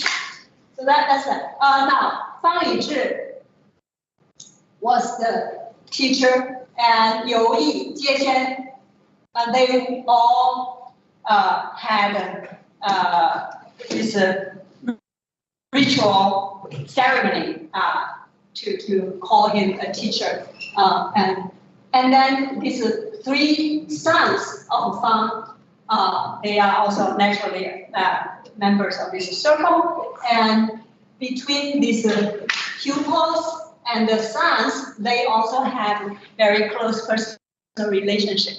Fang Yizhi's main work in natural studies, 物理小值, was completed in the 1640s, but because of the dynastic transition, all these upheavals, it didn't get a chance to see publication. But Jie Xuan was the one who helped him organize his manuscripts and update it by annotating on them, offering comments, and then his sons also added comments of their own. So this book, when it was printed out, it actually appeared with Fang Yizhi's original, and then this fine printed notes, comments. So this is a very unique product of a collective project.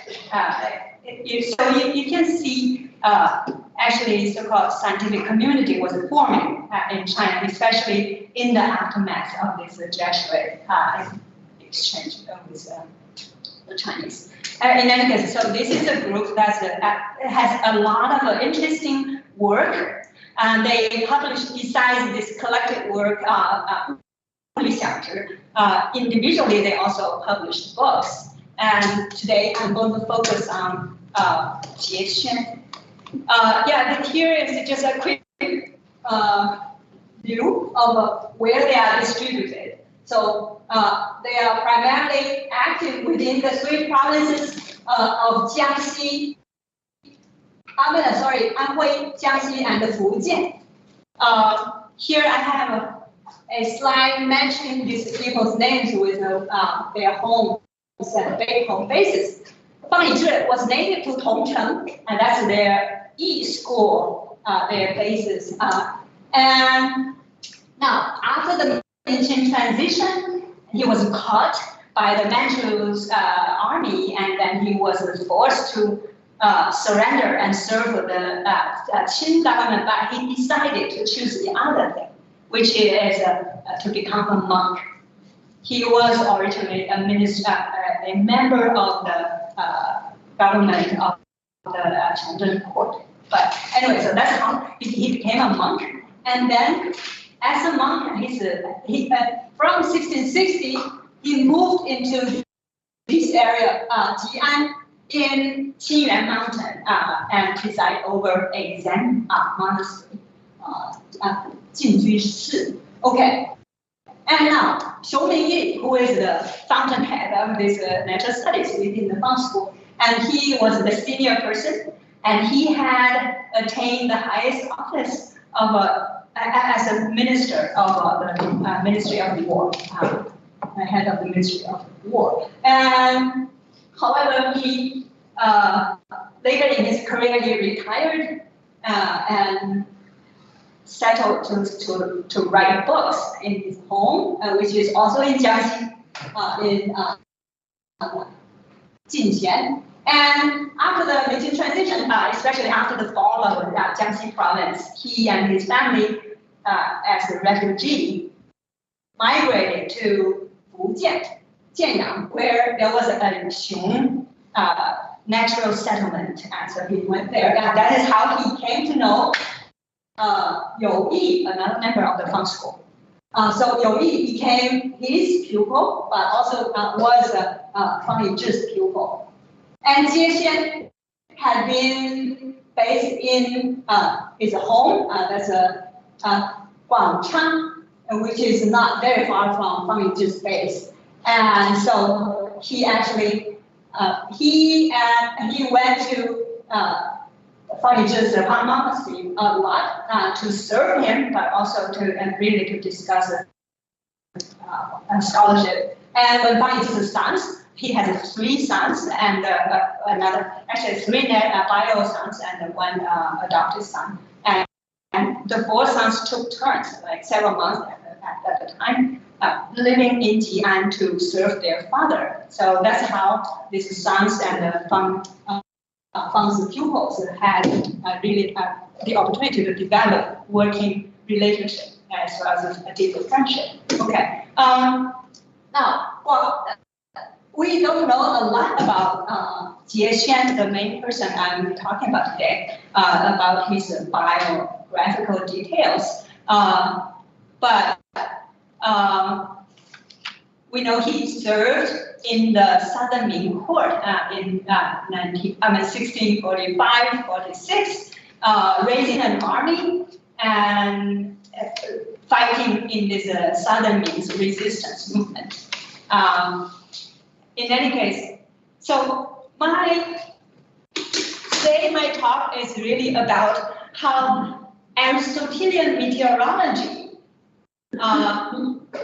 settled into the Chinese context, primarily within a military mobilization, that kind of a broader historical background.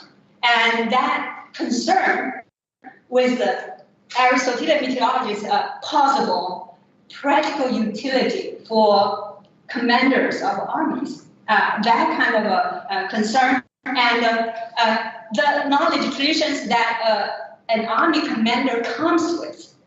How does that really serve as a medium in which Aristotelian meteorology was domesticated, was reinterpreted and reconstructed by this group?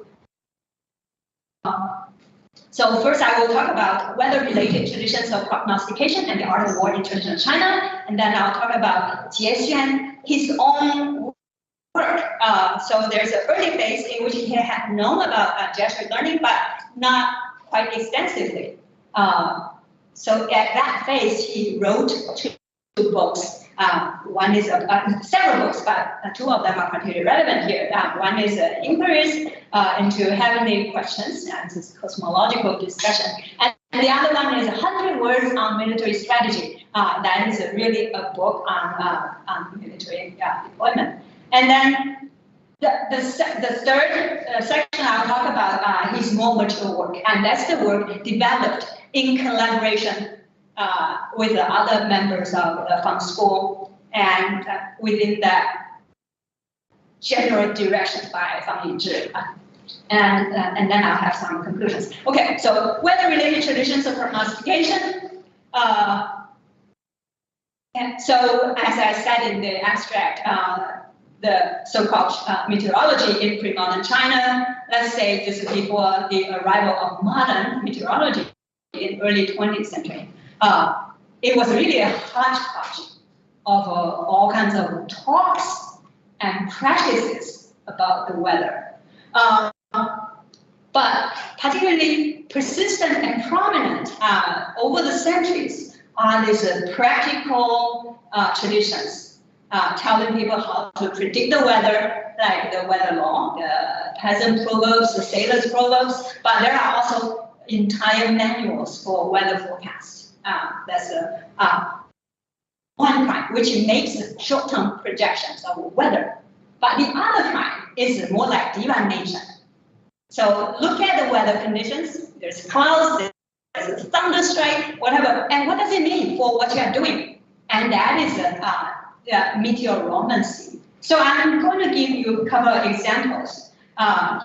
Here, the short-term weather forecast, that kind of a 风雨战. So an example is from 诸葛武侯, right? 诸葛亮, yeah. 诸葛武侯白猿金风雨战图说 is a manual for this 风雨战 for forecast.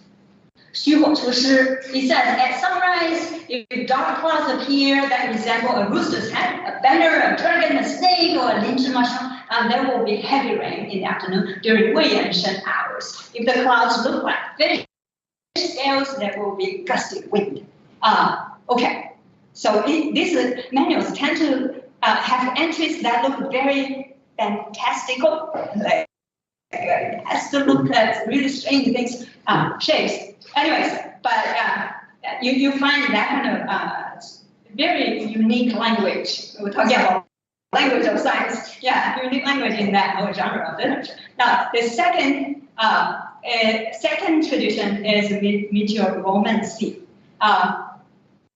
So interpreting clouds, winds, fog, rainbow, thunder, other notable changes in the skyscape as signs indicating the current state or the outcomes of human endeavor. So it's really not about rain, but it's about what happens here in the human world. Example, here is a prognostication of the celestial drums, 天鼓. So this text says, when thunder rumbles, but there are no clouds, it is called a celestial drum. It portends the advent of rebellious soldiers. You see, meteoromancy is predominantly taken up by matters about state affairs, especially of a military nature. Here is another example.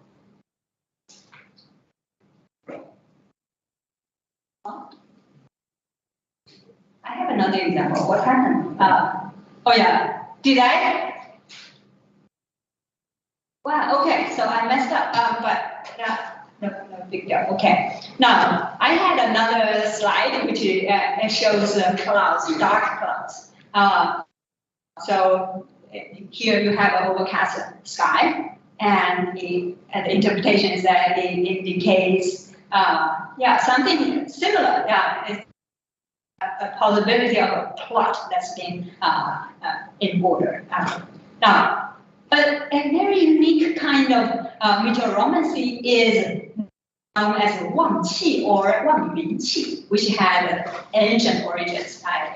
The first examples came from the spring and autumn period, so like 6th century BCE. Here I have just really only 2 examples. I have so many fabulous pictures to show you, but yeah, here the picture on the left shows the qi of a victorious army. So presumably, human beings have this qi, right? And it when you are alone, it's a kind of when you have 100 people, men, right? This qi has to be kind of astronomical, and it shows, it projects into the cloud, forming shapes, colors, images, and that can be interpreted to show how good the soldiers are. Okay, so here is an example of a victorious army, their qi projecting into the cloud, and it shows like this wide, rectangular shaped cloud with the redness, right? Red hue in the middle.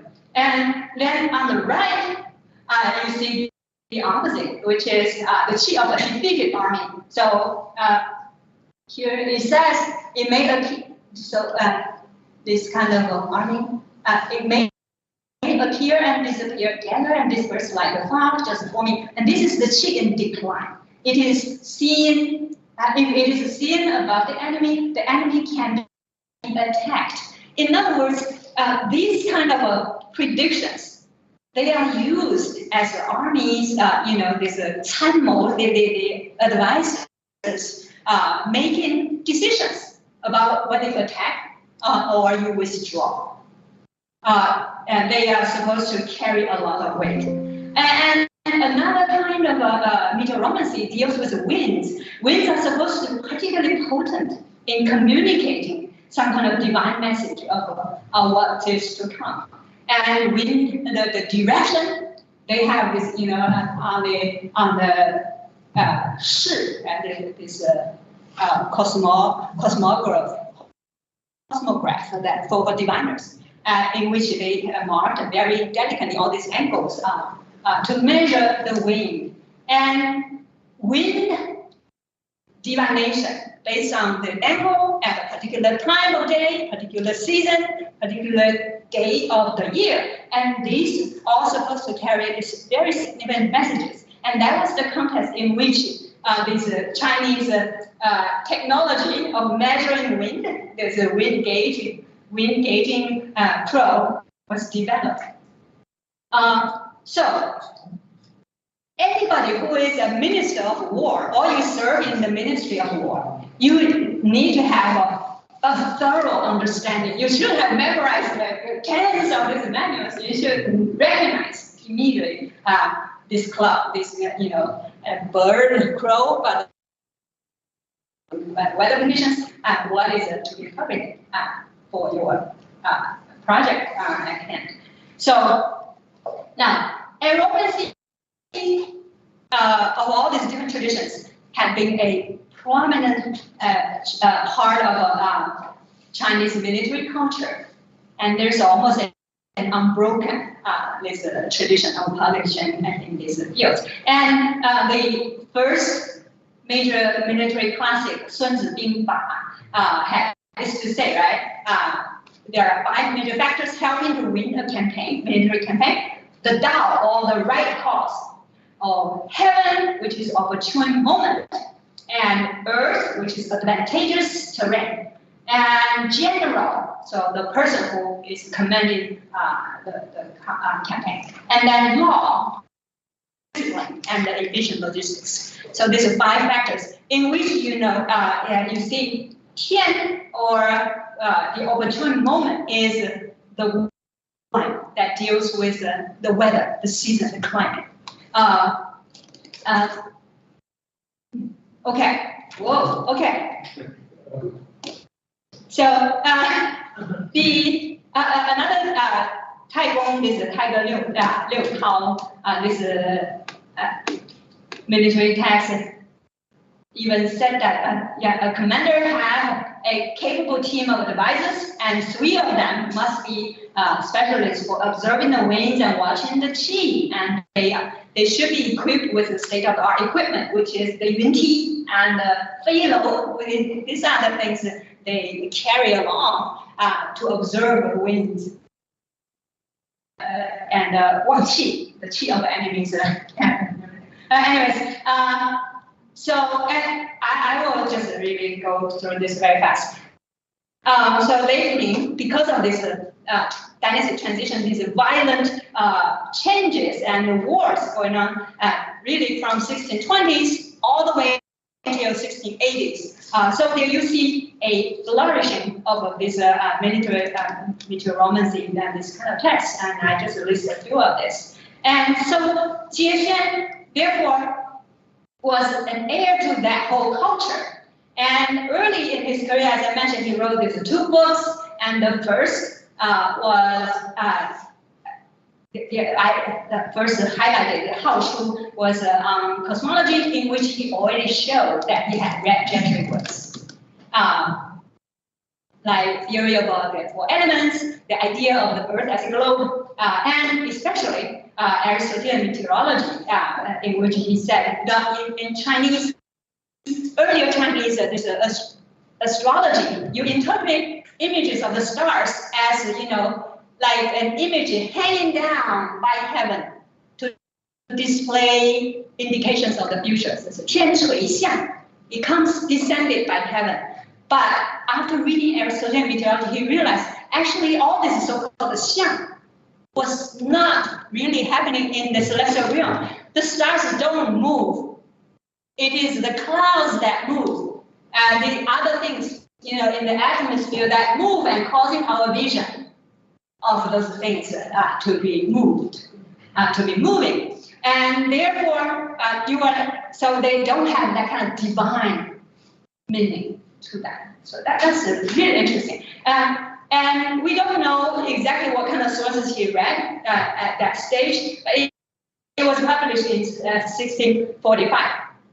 I had some quotes showing that he also said a good general need to have 10 kinds of able talents assisting him, and one of these is the Shi, who is basically really a weatherman, but also many other things. He is supposed to really know everything in the natural realm, to tell you what's the perfect time to launch an attack, or to march, or to halt. So that kind of person.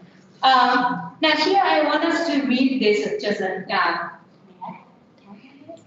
10 minutes. I don't think so. I think they closed. Oh yeah, they closed. Oh, yeah. So in that case, I think they want to close at 7. So if we want to have a little bit. Yeah. Okay. I will. Okay. So here in the chapter in the military text, the article war text, he said, stars appear to float and roam around, but they actually do not move. It's the chi from the ground where we live, rise into the sky, becoming windswept, and rain, clouds, and fog, and giving rise to the vapors that create the halos and other moving and shaking images that we see. And then he talked about, in another slide, and he talks about all these natural conditions. Follow a law, follow their own rules on their own accord. So what happens? We can know about them using understanding, right? Using science.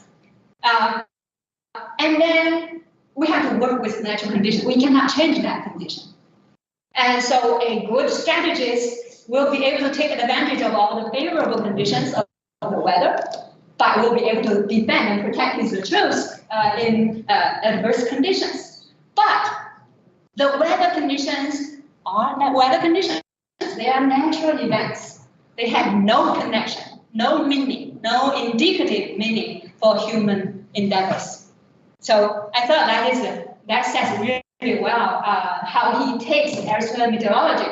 Meaning he is looking at this meteorology really not to interpret the future events in the human realms, but it's to interpret natural events. And he sees Aristotelian meteorology as a very competent system offering simple, consistent explanations. The same causes the sun, the heat coming down to the ground, and this heat releases the vapor in the surface of the ground, and these rise up. So in two kinds of vapors, the dry vapor forms wind. If they go further up without obstruction, they go to the fires, and they're all the way reaching the fire sphere, where they get burnt, and that is the comet. That's like the comet, the asteroids, the shooting star, whatever.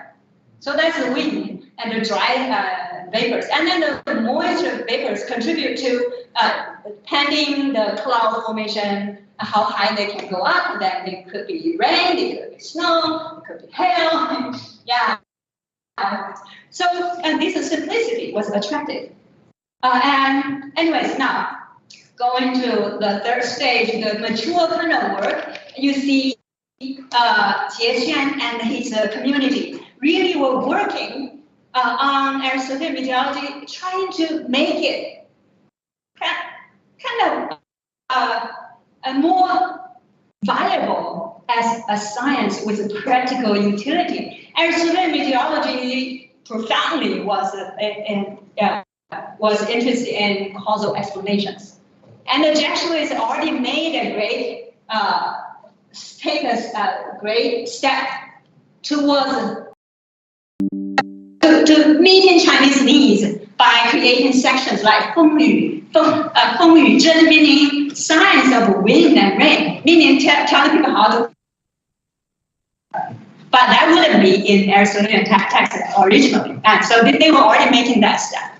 But the Chinese scholars is taking a further step by looking into the Chinese meteoromantic text and Fengyu Zhen text. Even though meteoromantic texts have a lot of mysterious things to say, you have this army is a qi like that, then they are going doomed. Or whatever. All the wind coming in this direction in the first 50 to 45 days of the year, then it is good or not good. And all these kind of traditions have a lot of empirical raw content.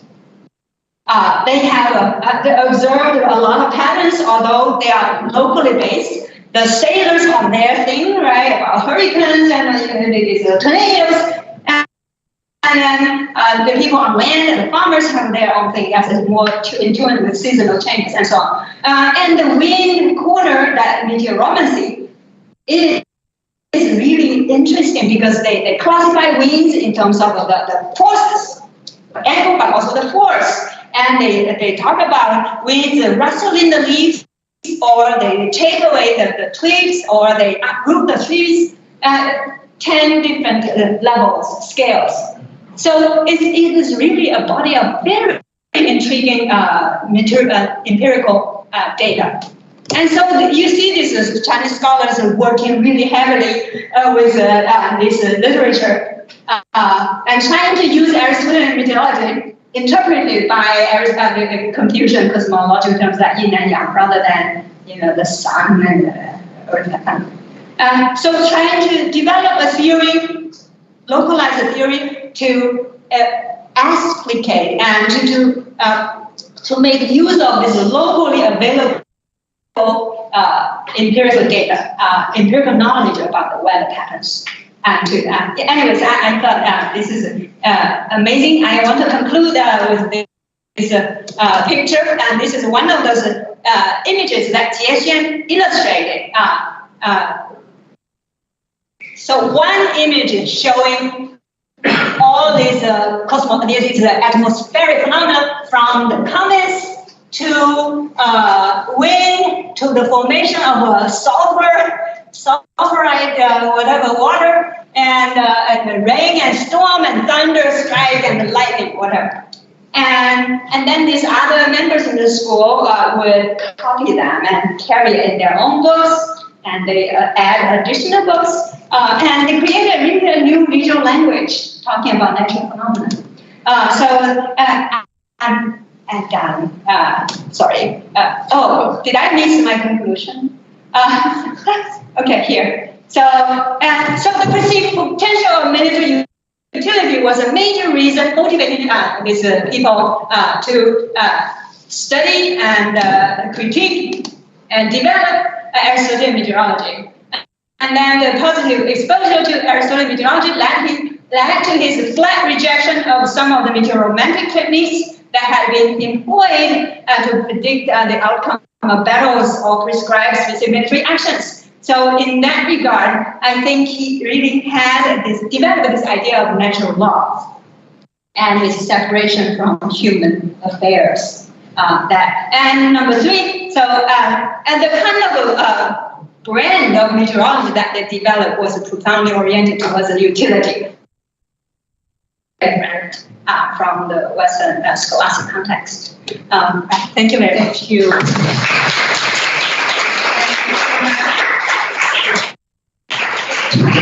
providing the cultural and traditional background for the reception and development, further development of Western ideas. Thank you, it was really fascinating.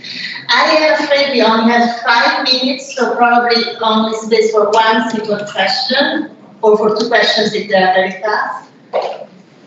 Yes, please. I have a very... You should come here, just jump here. I'll be quick. Yeah. Thank you. I have just a question for Donald.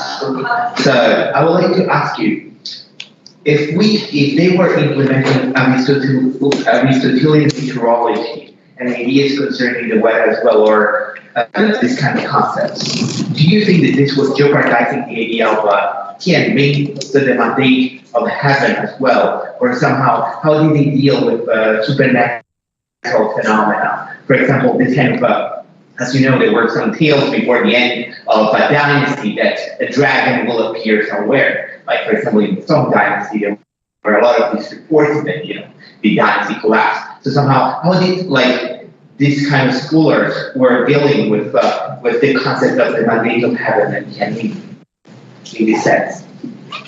Thank you. Thank you very much. Great and big question. I don't think I can answer in 3-4 minutes, but we can continue the discussion. I want to say that this group, despite their really, what we think very modern mentality, they were also perfectly capable of entertaining strange events. In the spirit of the European, it's a search for wonders, and they are really able to countenance that process. But as for divine creation, I don't think they were interested in that kind of thing. Yeah, so they were not interested in the God that the Jesuits were bringing in. And their understanding of natural law is quite modern. Okay. But unlike the Jesuits, that they will say, don't do divination, because whether you are going to have a drought or you have huge human disasters, a famine, that kind of thing, that belongs to God. You should not seek for knowledge. They didn't say that is a natural law. Human beings have to deal with it. Instead, they would say that can happen with divine intervention. That can be a punishment. And that kind of knowledge, however, should not be known beforehand. Yeah, and so in that Jesuits were not as modern as the Chinese who were learning from them, because they carried it all the way. Very interesting. Thank you. Thank you. Thank you very much. Thank you so much. I think we close the session. Thank you, everybody. Thank you for saying. We thank all the presenters. It was really an interesting afternoon. Thank you so much.